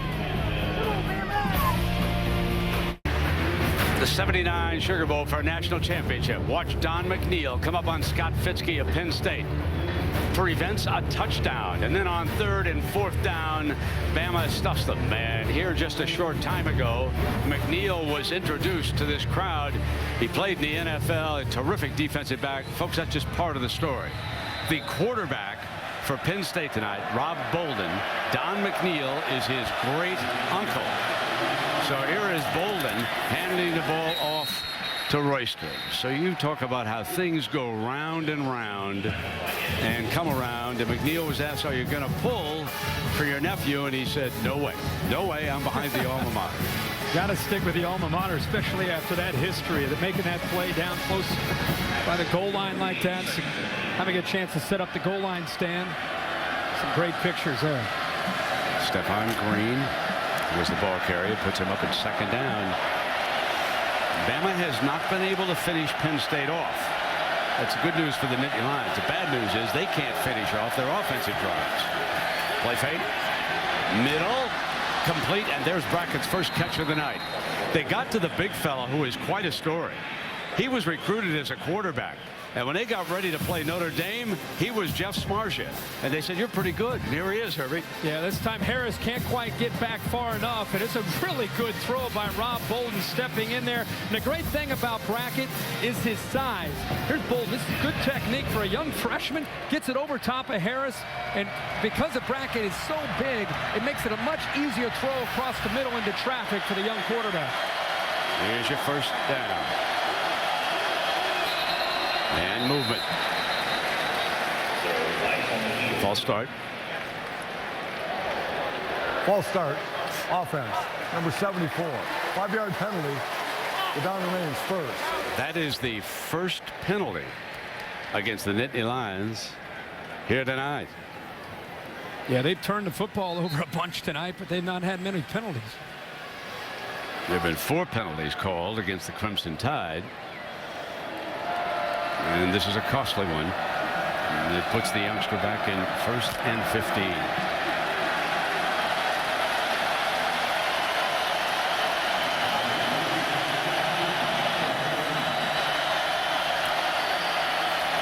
On 1st down, going deep into traffic and incomplete.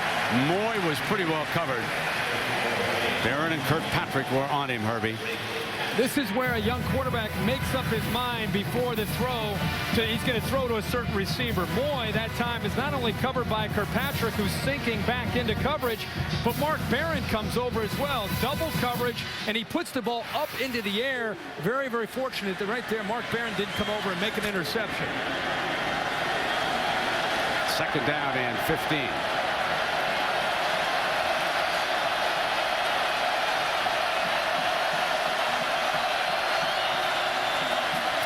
Keeps it himself. Bolden crosses the 40, and Jarrell Harris makes another stop. Well, you know, we talked about that 79 game. Well, with 6 minutes left, it was the fumble that gave the Nittany Lions a chance. We showed you 2nd down. But then twice they tried to go over the top after Joe Park called timeout. Barry Krause standing in there on 4th down, and the Bear and his boys had a national championship. 3rd down and long. Middle wide open, incomplete. went to Zug. Alabama showed pressure before the snap, and then they backed out of it, trying to hope to confuse the offensive line, but the line does a pretty good job of holding on here. Zug comes across the middle where Brackett was before. That's a throw where you have to be able to secure that if you're Zug. You've got a true freshman on the road. He makes a great throw, sits in there as long as he can, puts the ball right there. It would have been a great catch, but still, Zug's got to make that catch for the first down. Yeah, Jones is back deep again. Farrah's the punter. And again, another short punt. Let it go out of bounds. So the freshman has punted the last 2 out of bounds. We'll take a break. Alabama still pitching a shutout in Tuscaloosa. Reese Davis with you in the studio. On ABC, the NASCAR Sprint Cup Series, Denny Hamlin is leading at Richmond. Remember, just a couple of spots remaining in that 12-driver field for the chase for the Sprint Cup. That will be decided by the end of the night. On ESPN2, there was a lightning delay in Knoxville, and then lightning is struck as the Volunteers of Tennessee leading Oregon 13-3 late in the first half. Former Boise State defensive coordinator Justin Wilcox now at Tennessee doing a job against the Ducks.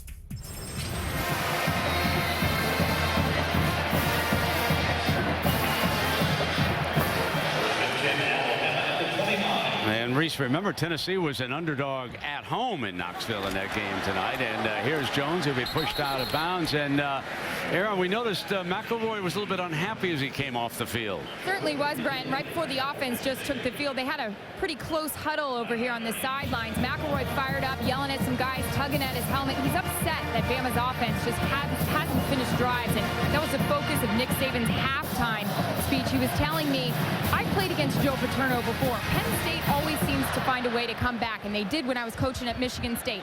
A lot of respect he has for Joe Pa. Yeah, that's for sure. I remember after those 2 touchdowns, they kicked a field goal and then misfired on a field goal. Now here comes Richardson.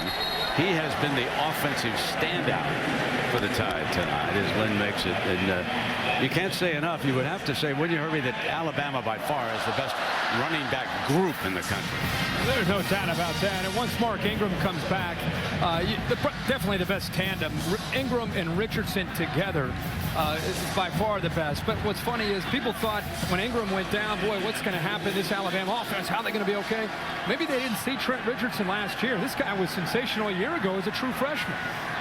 Gained better than 100 yards against Texas in that championship game. And here comes Richard. Herbie, take a look at tonight's Good Hands play, brought to you by Allstate. Can't wait to see it. Trent Richardson and everything that he's been able to do tonight ever since he touched the ball for the first time. I love that jump cut. Anytime a big, powerful back has that kind of quickness and he doesn't lose any of his speed once he makes his move, oh, it's tough to bring him down. 5'11", about 220 pounds, physical and athletic. There's Mark Ingram even chipping in, pulling a little of that grass off his helmet.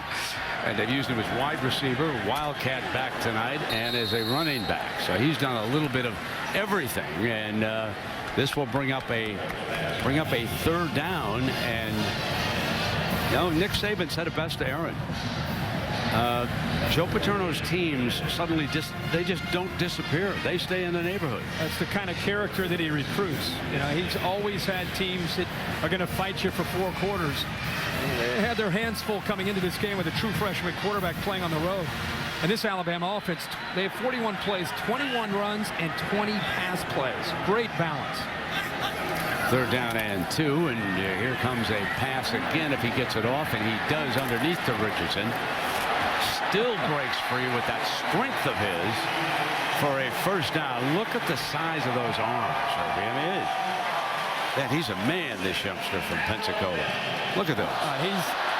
If he's not studying film or in class or doing whatever it takes to get ready, they can't get him out of the weight room. I mean, as a kid, he just grew up with a passion for lifting weights, and the strength that he has in his lower body, and of course you can see it in the upper body, but it's the lower body and the leg drive with the speed. That rare combination, tough to bring down. And here he is in the wildcat. Fakes it. Keeps it. And Aaron gained about a yard that time. You guys ready for these numbers up there? What he does, how he destroys the Alabama weight room. He benches at a max 460 pounds, and he says that's easy. And strength coach Scott Cochran is like, no, stop. Tries to hold him back, but he doesn't want to. Guys, squats over 600 pounds. There you go, number 3, Trent Richardson. Aaron, I need a forklift to get either of those up. There is the strength coach, and he's a character too. He rallies the troops, Harry. Second down and long. From the pistol, swing to Richardson, and here he comes. And he doesn't just step out of bounds. He said, come on, let's bring it on here. Let's have a fist fight over here. You imagine him playing high school football a couple years ago, and guys trying to bring him down out of Pensacola? I think they get out of his way. They don't want to bother with it. I admire Penn State for stepping in right here. Oh, I mean, that takes courage. Wow. D'Anton Lynn stepping in there. Hanks comes in from the Alabama sideline. When you play Alabama, you get ready for an NFL substitution pattern. 3 and 4 at a time on both offense and defense. They come at you with the full package.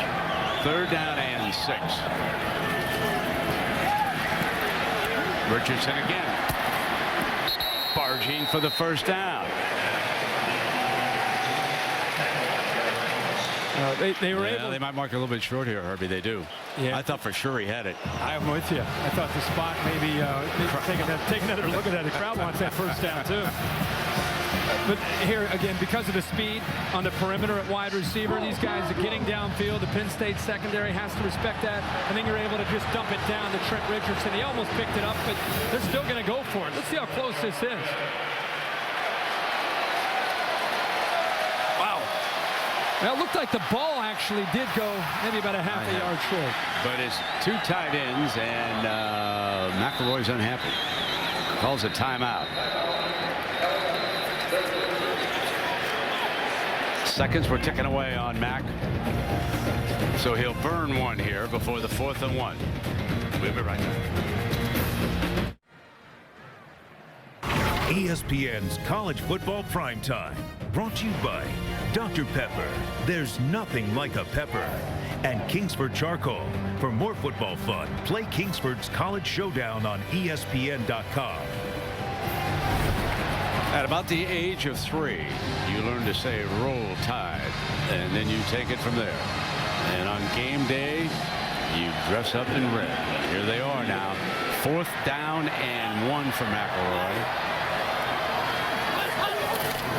And he'll keep it himself and jump in there for the first down. And you know, it's interesting that down here in Alabama, starting back with the days with the Bear, they've got a legend up in the radio booth too. They have Eli Gold. For 22 years has been the voice of the Alabama Crimson Tide. There he is. He grew up in Brooklyn.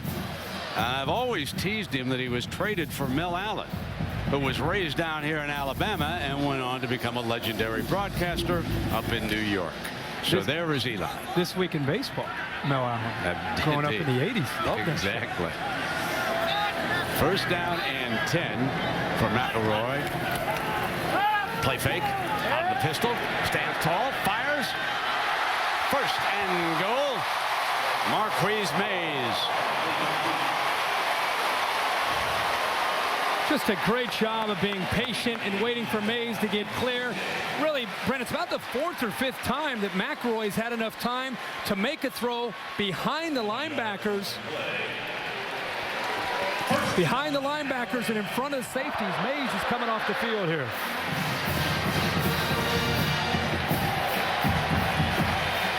We come to the end of the 3rd quarter.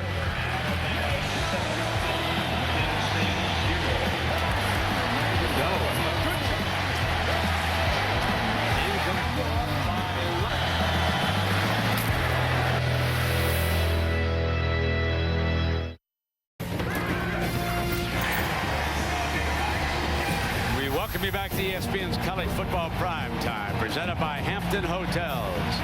Greg McElroy and the Crimson Tide knocking on the door.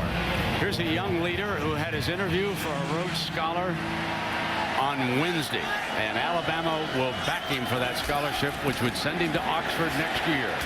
Here he is handing off to his ace running back, who is stopped 2 yards shy. So we ask him, what do you want to do after you earn your graduate degrees? And he said, I want to go into politics. So this young man has got a great future. Nobody works a room any better than he does, Herbie. He's like a veteran NFL quarterback. You sit down and talk with him. Remember the first time, his first game that he started was against Virginia Tech. We sat down and talked with him. Walked out of the room like, man, you'd think he's a 3 or 4 year starter the way he talked with us. Isn't that the truth? Second down and goal.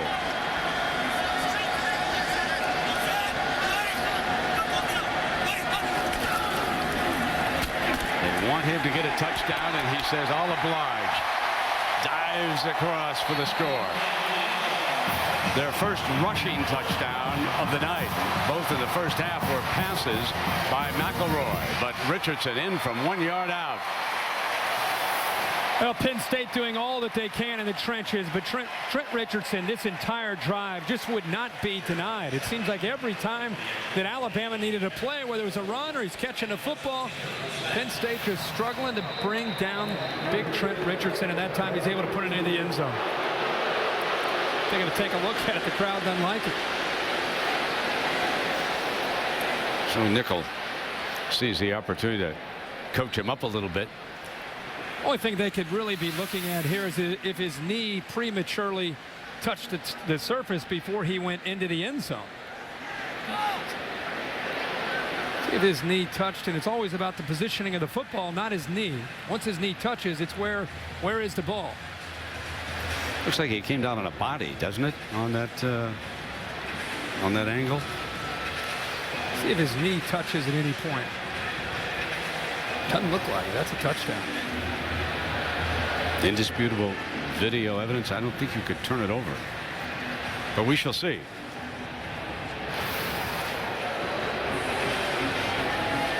$19 carries, 132 yards. Big touchdown.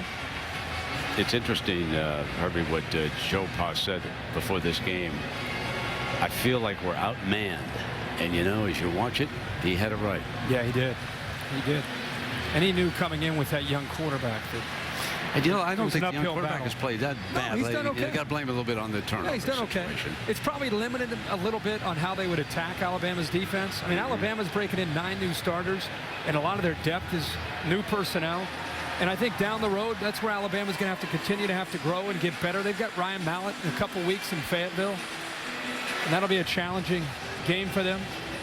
But tonight against a freshman quarterback, they've been able to really just dominate. After further review, the ruling on the field is confirmed. It's a touchdown. You hold Evan Royster to 32 yards rushing, you're going to have a pretty good chance to be successful. Well, McElroy is happy again because that time they did finish the drive off. Got in for 6. That's their first points here in the second half after putting 17 up.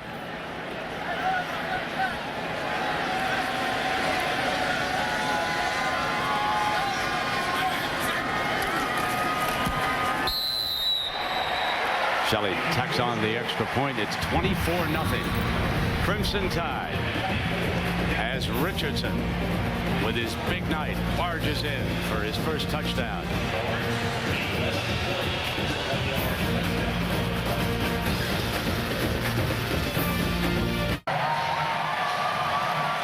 Down south, there's 2 birthdays you always celebrate: Elvis Presley's and the Bears.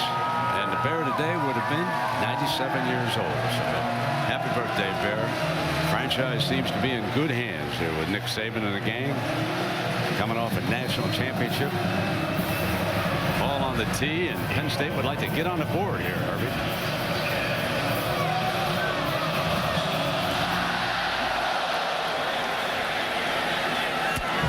Green runs over, comes back, catches a seam, and Reese Davis, what's going on with Oregon and Tennessee and Knoxville, my friend?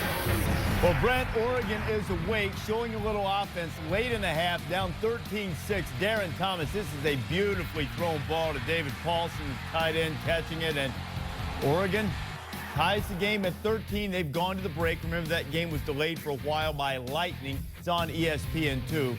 Washington taking care of Syracuse after being behind early, 27-13. The Huskies have Nebraska coming in next week. And Reese, Alabama taking care of Penn State here, 24-0. First down and 10. And the freshman got a receiver down the middle. Incomplete.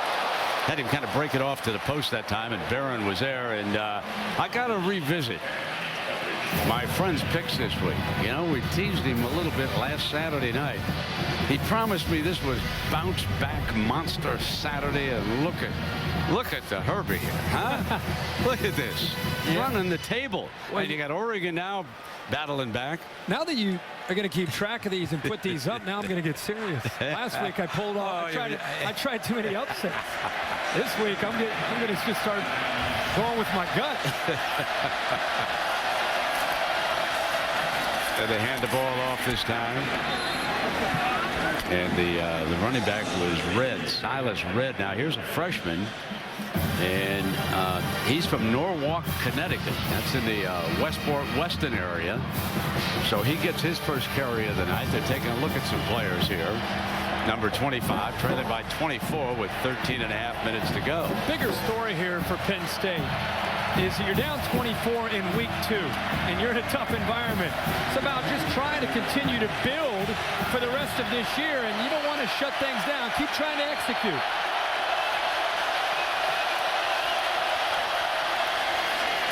There's the freshman. Slipped Hightower. Pretty good looking little run from first down. The young man, isn't it? He is a back that right now is down in the depth chart because of Royster and Green, and even Curtis Dukes, who's more of a power back. But Silas Red at 5'10", about 200 pounds, has some quickness, and he's got, you know, he squares his shoulders, much like Trent Richardson. When he squares his shoulders, he can get upfield and break some tackles. So Rob Bolden, the quarterback of the present and the future for the Nittany Lions. First true freshman in Joe Paterno's era to ever start the opening game. And he's got another first down with Smith down to the 40. That time Graham Zug came from the left to the right underneath, and we had Davon Smith coming from the right to the left. So they're going to cross each other. Makes it easy for Bolden to see that. A little bit of confusion with Alabama on which guy to take, and it left Smith wide open. If you're going to ever find anybody, if you're Bolden, in the open field to be able to get the football into his hands, it's Smith. He's had a chance to make a lot of plays tonight. Did a good move on Lowry there, didn't he? First down and 10.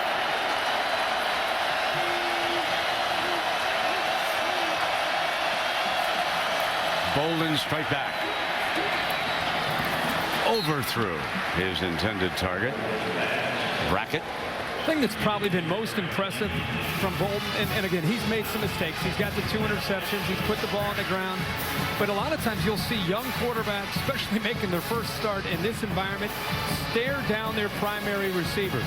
And not only do they stare him down, even if he's covered, they're going to sometimes take a chance and they'll throw it into coverage. For the most part, he's been able to come off of his primary, read his progressions, and in some cases just throw it where only his receiver has a chance to make a play. From Orchard Lake, Michigan, played at Orchard Lake St. Mary's. Keeps it.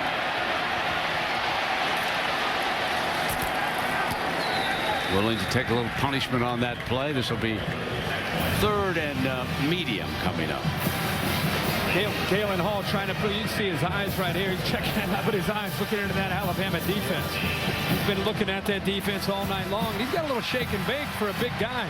He comes into this game at about 6'3", 6'4", about 225 pounds. Known as an accurate thrower, a guy who's comfortable sitting in the pocket, but also athletic enough to run some of the Wildcat stuff and can get out and make some plays in space himself. 100,000 making it tough. And that'll bring up 4th down for the Nittany Lions.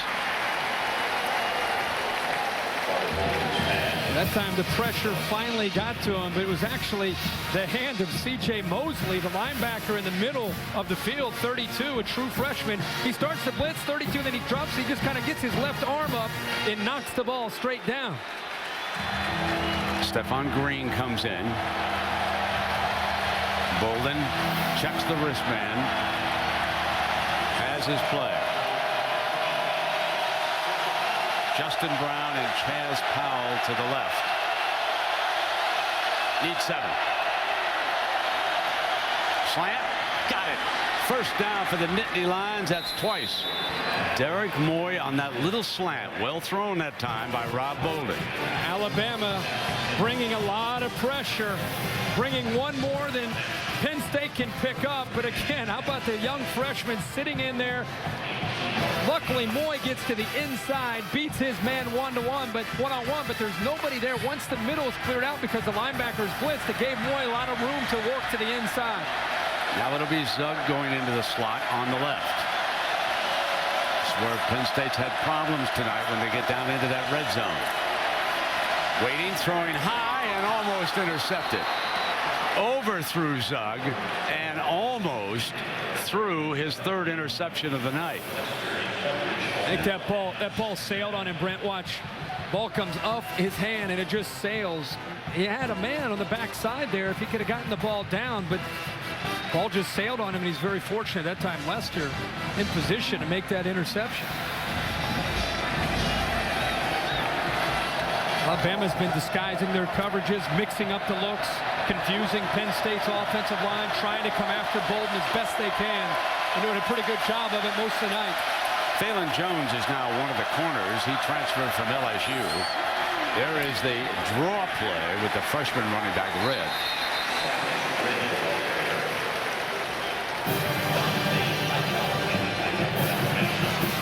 Another big 3rd down here.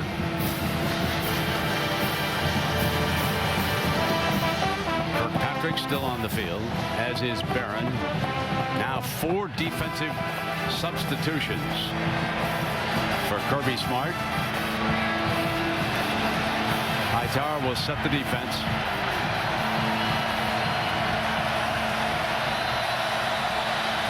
Eddie Stinson, one of the linebackers.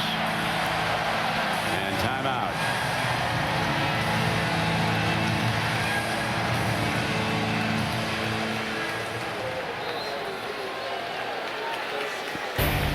Just inside of 10 minutes.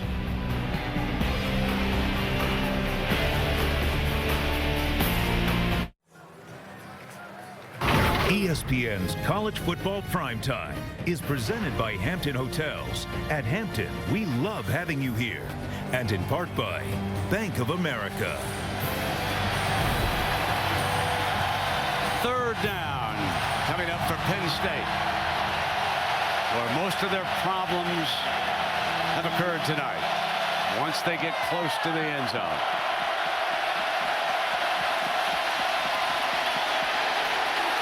Almost picked off. Hightower dropped back into pass coverage that time, and he almost had an interception. There was pressure coming from Centimore. Centimore gets a hand on his football. Brackett settled right in the middle and to the outside. I think it was where he really wanted to go. He had Moy, but big Centimore, a backup freshman defensive end, fought through the protection and got his hand in there. And you're starting to see the Alabama depth up front and how they're able to rotate a lot of bodies to try to maintain the ability to still rush the passer late in this game. Colin Wagner, who was 4 for 4 against LSU in the bowl game, will try a 36-yarder to put the Nittany Lions on the board. There'll be no shutout. They'll settle for the field goal.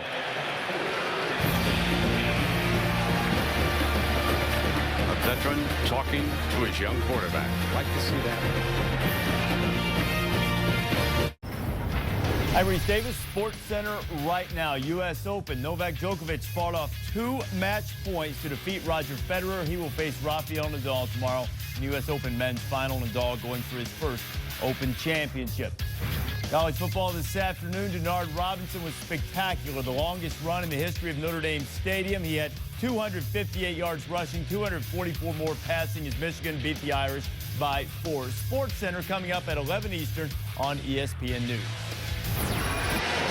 And here, Reese, Alabama clearly making its case to stay comfortably the #1 team in the nation.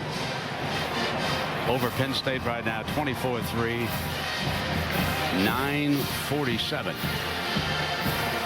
remaining here in regulation. With a huge crowd on hand Since they enlarged this stadium, it's now the 5th largest college football palace in the country. More than 100,000 here tonight. The Hands team on the field now for the Tide. Here comes the onside kick. Fielded by Alabama's Jones. And it'll be first down. Well, a reminder that the NFL kicks off, and of course Monday night we've got a doubleheader. Remember the start time, 7 p.m. How about the hyped Jets? Overhyped? How about the Baltimore Ravens? Some think they can go to the Super Bowl. That will be game number 1, followed by San Diego at Kansas City. The Chargers will be a road favorite. Take a look at the Chiefs roster, if you will. There are a number of Crimson Tide players led by Javier Arenas, who was a star on their national championship team a year ago, now playing at Kansas City. So here we go, first down and 10, and I dare say the Tide will start to work on that clock. Mays comes off from the sideline.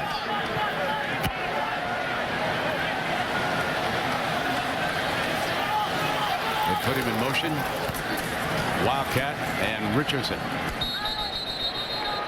Well, Big Al, you know, back in 1979, the Bears said, I don't want a mascot. I don't want an elephant. And finally, in the national championship game, he said, Big Al, you're welcome. So that was his coming out party, was that national championship victory. And Big Al has been part of the Alabama sideline ever since. That youngster who's inside that suit, he's a 4-year, that's right, he's a 4-year Big Al. And you get a scholarship when you wear that suit. Whew. He's on a pretty good run.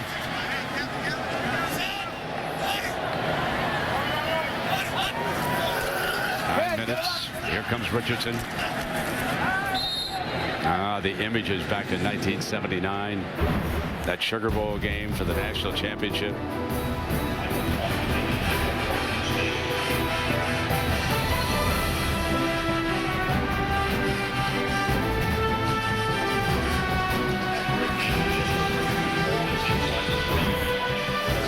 Sweet memories. Winningest coach in college football history, and he locked horns with the Bear back in the day. In fact, the Bear got him into the Sugar Bowl for the first time. Not that game, but one just before that. Here's McElroy now. On the move. Stays in bounds like you would expect a Rhodes Scholar applicant to do. And let's check in down below with Aaron. Brent, when the media asked Joe Paterno this week to reflect on Bear Bryant, he said, I don't want to this week. It's not about that. It's about my kids. But I have to tell you, Jay Paterno wrote a wonderful article in the local paper, and he talked about how Alabama means Coach Paul Bryant to him. And he said when Bear Bryant used to call the Paterno household, Jay would answer the phone at 8, 9, 10 years old and say, hey, Dad, Bear's on the phone. And Joe would grab the phone out of his son's hand and say, that's Coach Bryant to you. And Jay Paterno finally said in the article, one of the biggest lessons he learned from him that he finds himself reflecting on is don't overcoach in the minutes leading up to the game. If they haven't got it by 14 minutes to 2 on Saturday, it's too late then. Yes, indeed. Good advice for a lot of coaches. Jay probably called Bear Bryant Bear because he calls his dad Joe. Not used to that formal stuff. Well, the most coaching wins all time. And guess what? Bobby Bowden is here. Raised up in Birmingham, Alabama. A lot of folks don't realize he went to school down here in Tuscaloosa for 1 semester.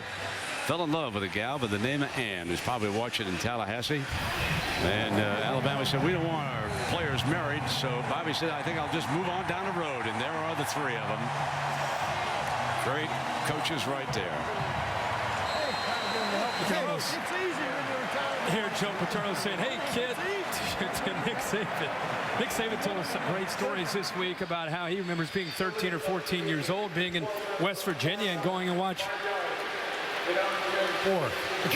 Joe Paterno bring Penn State as a head coach into play West Virginia, Morgantown.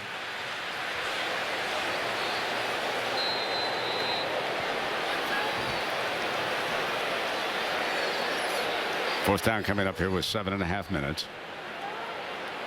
And we've got Newsome, I believe, warming up over there. And it's possible that Kevin Newsome has the football in his hand. might come in here and play a little quarterback for the Lions. I believe I saw statistically he played a little bit last week in their win. Fair catch just inside the 10-yard line by Justin Brown, and we'll take a break and we will sort out. Yep, new quarterback coming in.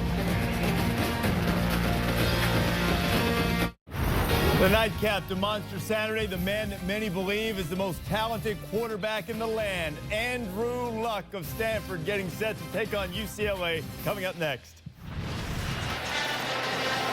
And Kevin Newsom has come on as the Penn State quarterback. Now, he's the youngster who was expected to move into the starting position. He's a sophomore out of Portsmouth, Virginia. Went to Hargrave Prep School, number 12. Coming in here with 7:28 remaining.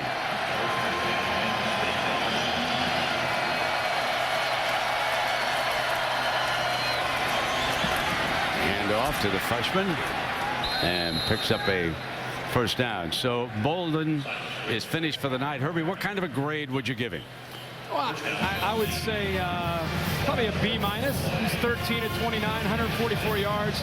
I think people, you really have to understand how tough it is to come into this environment as a true freshman and try to execute. I thought he demonstrated some poise. If I were a Penn State fan with Rob Bolden in the future and what he's going to be able to do for Penn State, I'd be very excited. But this was, you knew coming in that this would be a tough thing for Joe Paterno and for this Penn State offense to try to execute on the road with a young quarterback. First down and 10 for Newsom. And he stays on the ground with red.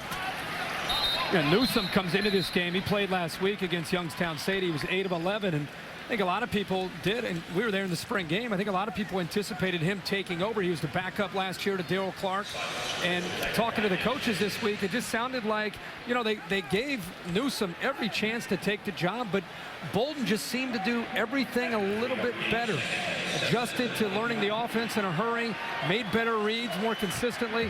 So you have Newsom, who's probably a little bit more of a running threat than he is a passer, trying to develop the passing skills to be able to eventually maybe push Rob Bolden down the road.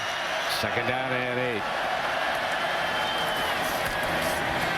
Newsom keeps it.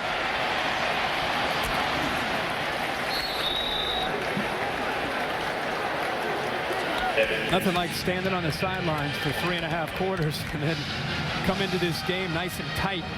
This Alabama defense foaming at the mouth trying to chase you down. And this is where Newsom, I think, is really can struggle because, you know, it's tough to see all the blitzes. He struggles in general seeing coverages. Let's see if Alabama decides to bring pressure, disguise some things, or just sit back and more of their base defense here on third down.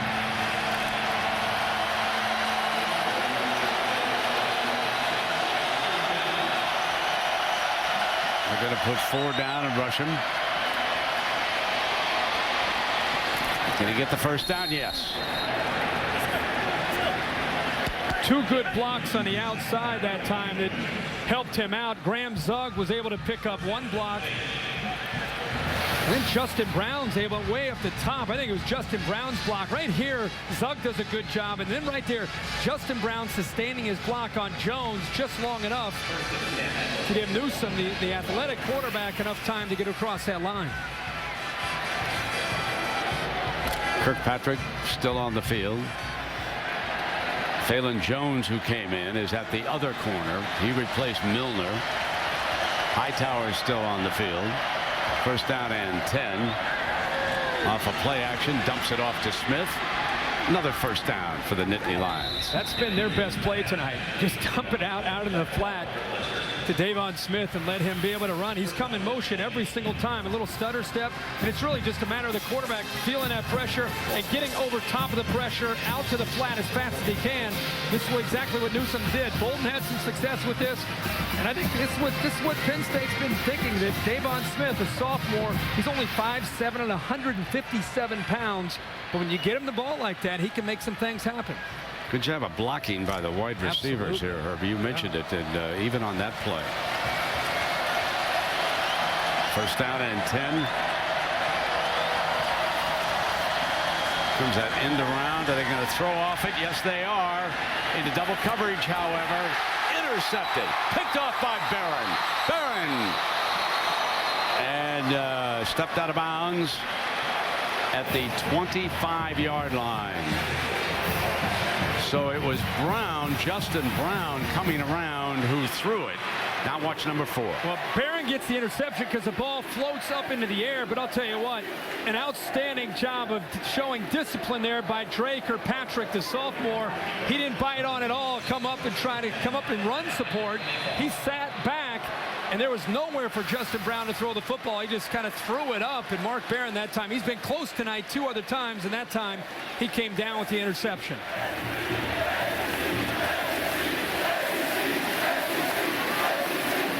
So that's the 3rd interception thrown by the Nittany Lions. Bolden threw a pair. Trent Richardson still on the field here. Big hole on the right side. You know, it's interesting what Nick Saban got a little bit of a controversy started regarding Boise State this week when he spoke up a little bit about the Boise State schedule. And I honestly thought he caught a little more flack than he should have. I'm going to revisit what he told us after this snap. And then we will measure exactly what he's saying here. 2nd down.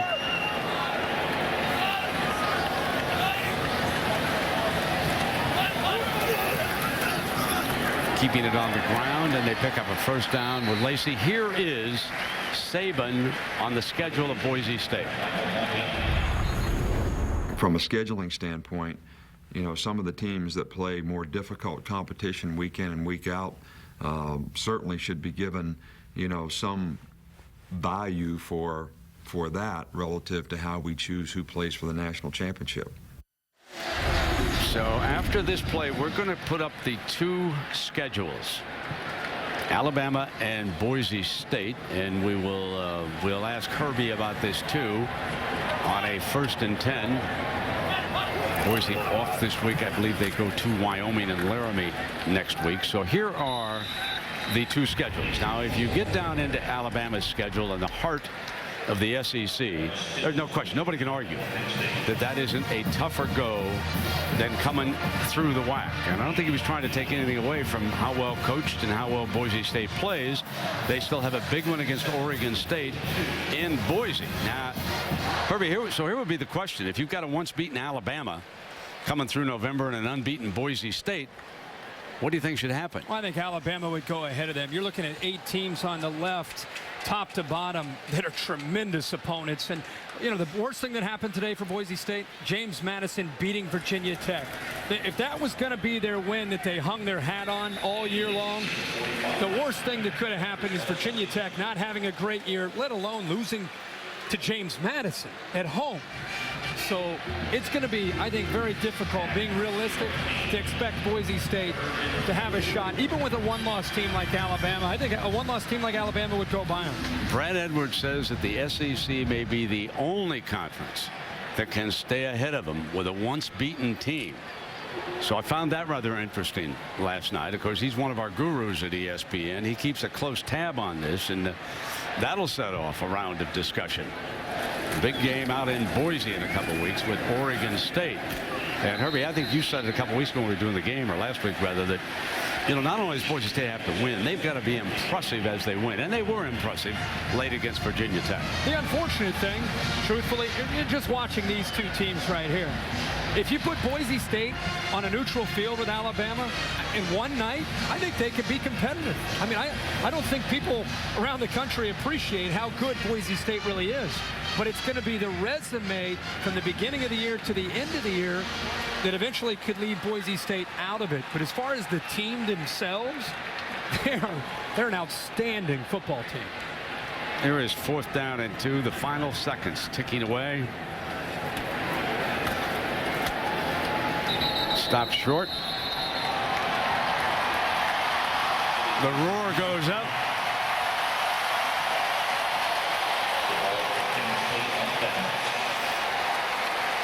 Joe Pa looking for Coach Saban. Darius and Ingram get ready for their next outing. They'll both be back. No question, ladies and gentlemen, it was sweet home Alabama here tonight.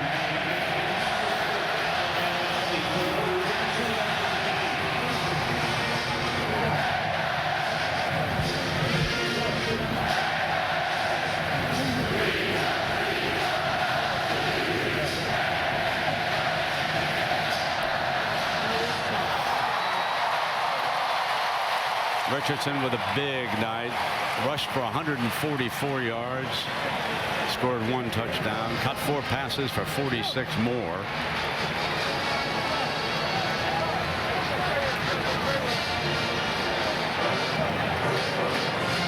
There's no question who the star was, and that certainly was number 3 tonight. Greg McElroy remains unbeaten, hasn't lost as a starting quarterback since the 8th grade. His family, including his father, who's a vice president with the Dallas Cowboys, here tonight. Let's check in now with Aaron and the man of the moment. All right, Brent, thanks so much. Trent Richardson joining me right now. Penn State had not allowed a 100-yard rusher in 17 straight games. Guess what, my friend? That ended in the first half. Why were you able to have so much success against their defense? I mean, it's the offensive line. We got to get the offensive line coordinator, coach, and the offensive line did real good. But what about for you personally? What worked for you tonight? Just follow behind my offensive line. Follow behind the big boys in front of me. It's been a change for you these first 2 games with Mark Ingram sidelined, obviously, with his injury. Last year they used 2 backs. What's different for you now? Staying in the film room and being on top of my game all the time. I mean, Mark Ingram's not there. I mean, he's the Heisman winner, but at the same time, I got to know myself. I got to help the team as much as I can. You told me the other day you're confident, though, with this opportunity. What do you want to prove while you have this opportunity? I can play football. When he comes back, and you know that's going to happen, what will it do to this offense, your role? I was going to make the offense much better. And Mark Ingram on the team, me and Mark, and Eddie Lacy, and all the running backs we have, he's just going to make the team much better. You're not going to go to the weight room right now and do some reps, are you? I don't know. I might just do a little something.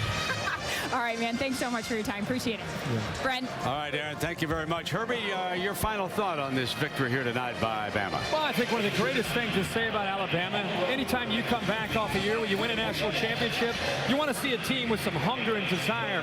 They came out tonight as a favorite over Penn State and took control and really took the fight to them the entire game. So big win for Bama. It's step 2 on a 12-step phase. 24-3, the final, next Saturday at 8 o'clock Eastern on ABC. Join us for Saturday Night Football. Some will see Notre Dame battle Michigan State. Others will check out Texas against Texas Tech. For Kirk Herbstreit and Aaron Andrews, I'm Brent Musburger saying so long from Tuscaloosa. This has been a presentation of ESPN, the worldwide leader in sports. Now, let's go back to our studio and join Reese Davis, Mark May, and Lou Holtz. Take it away, Reese.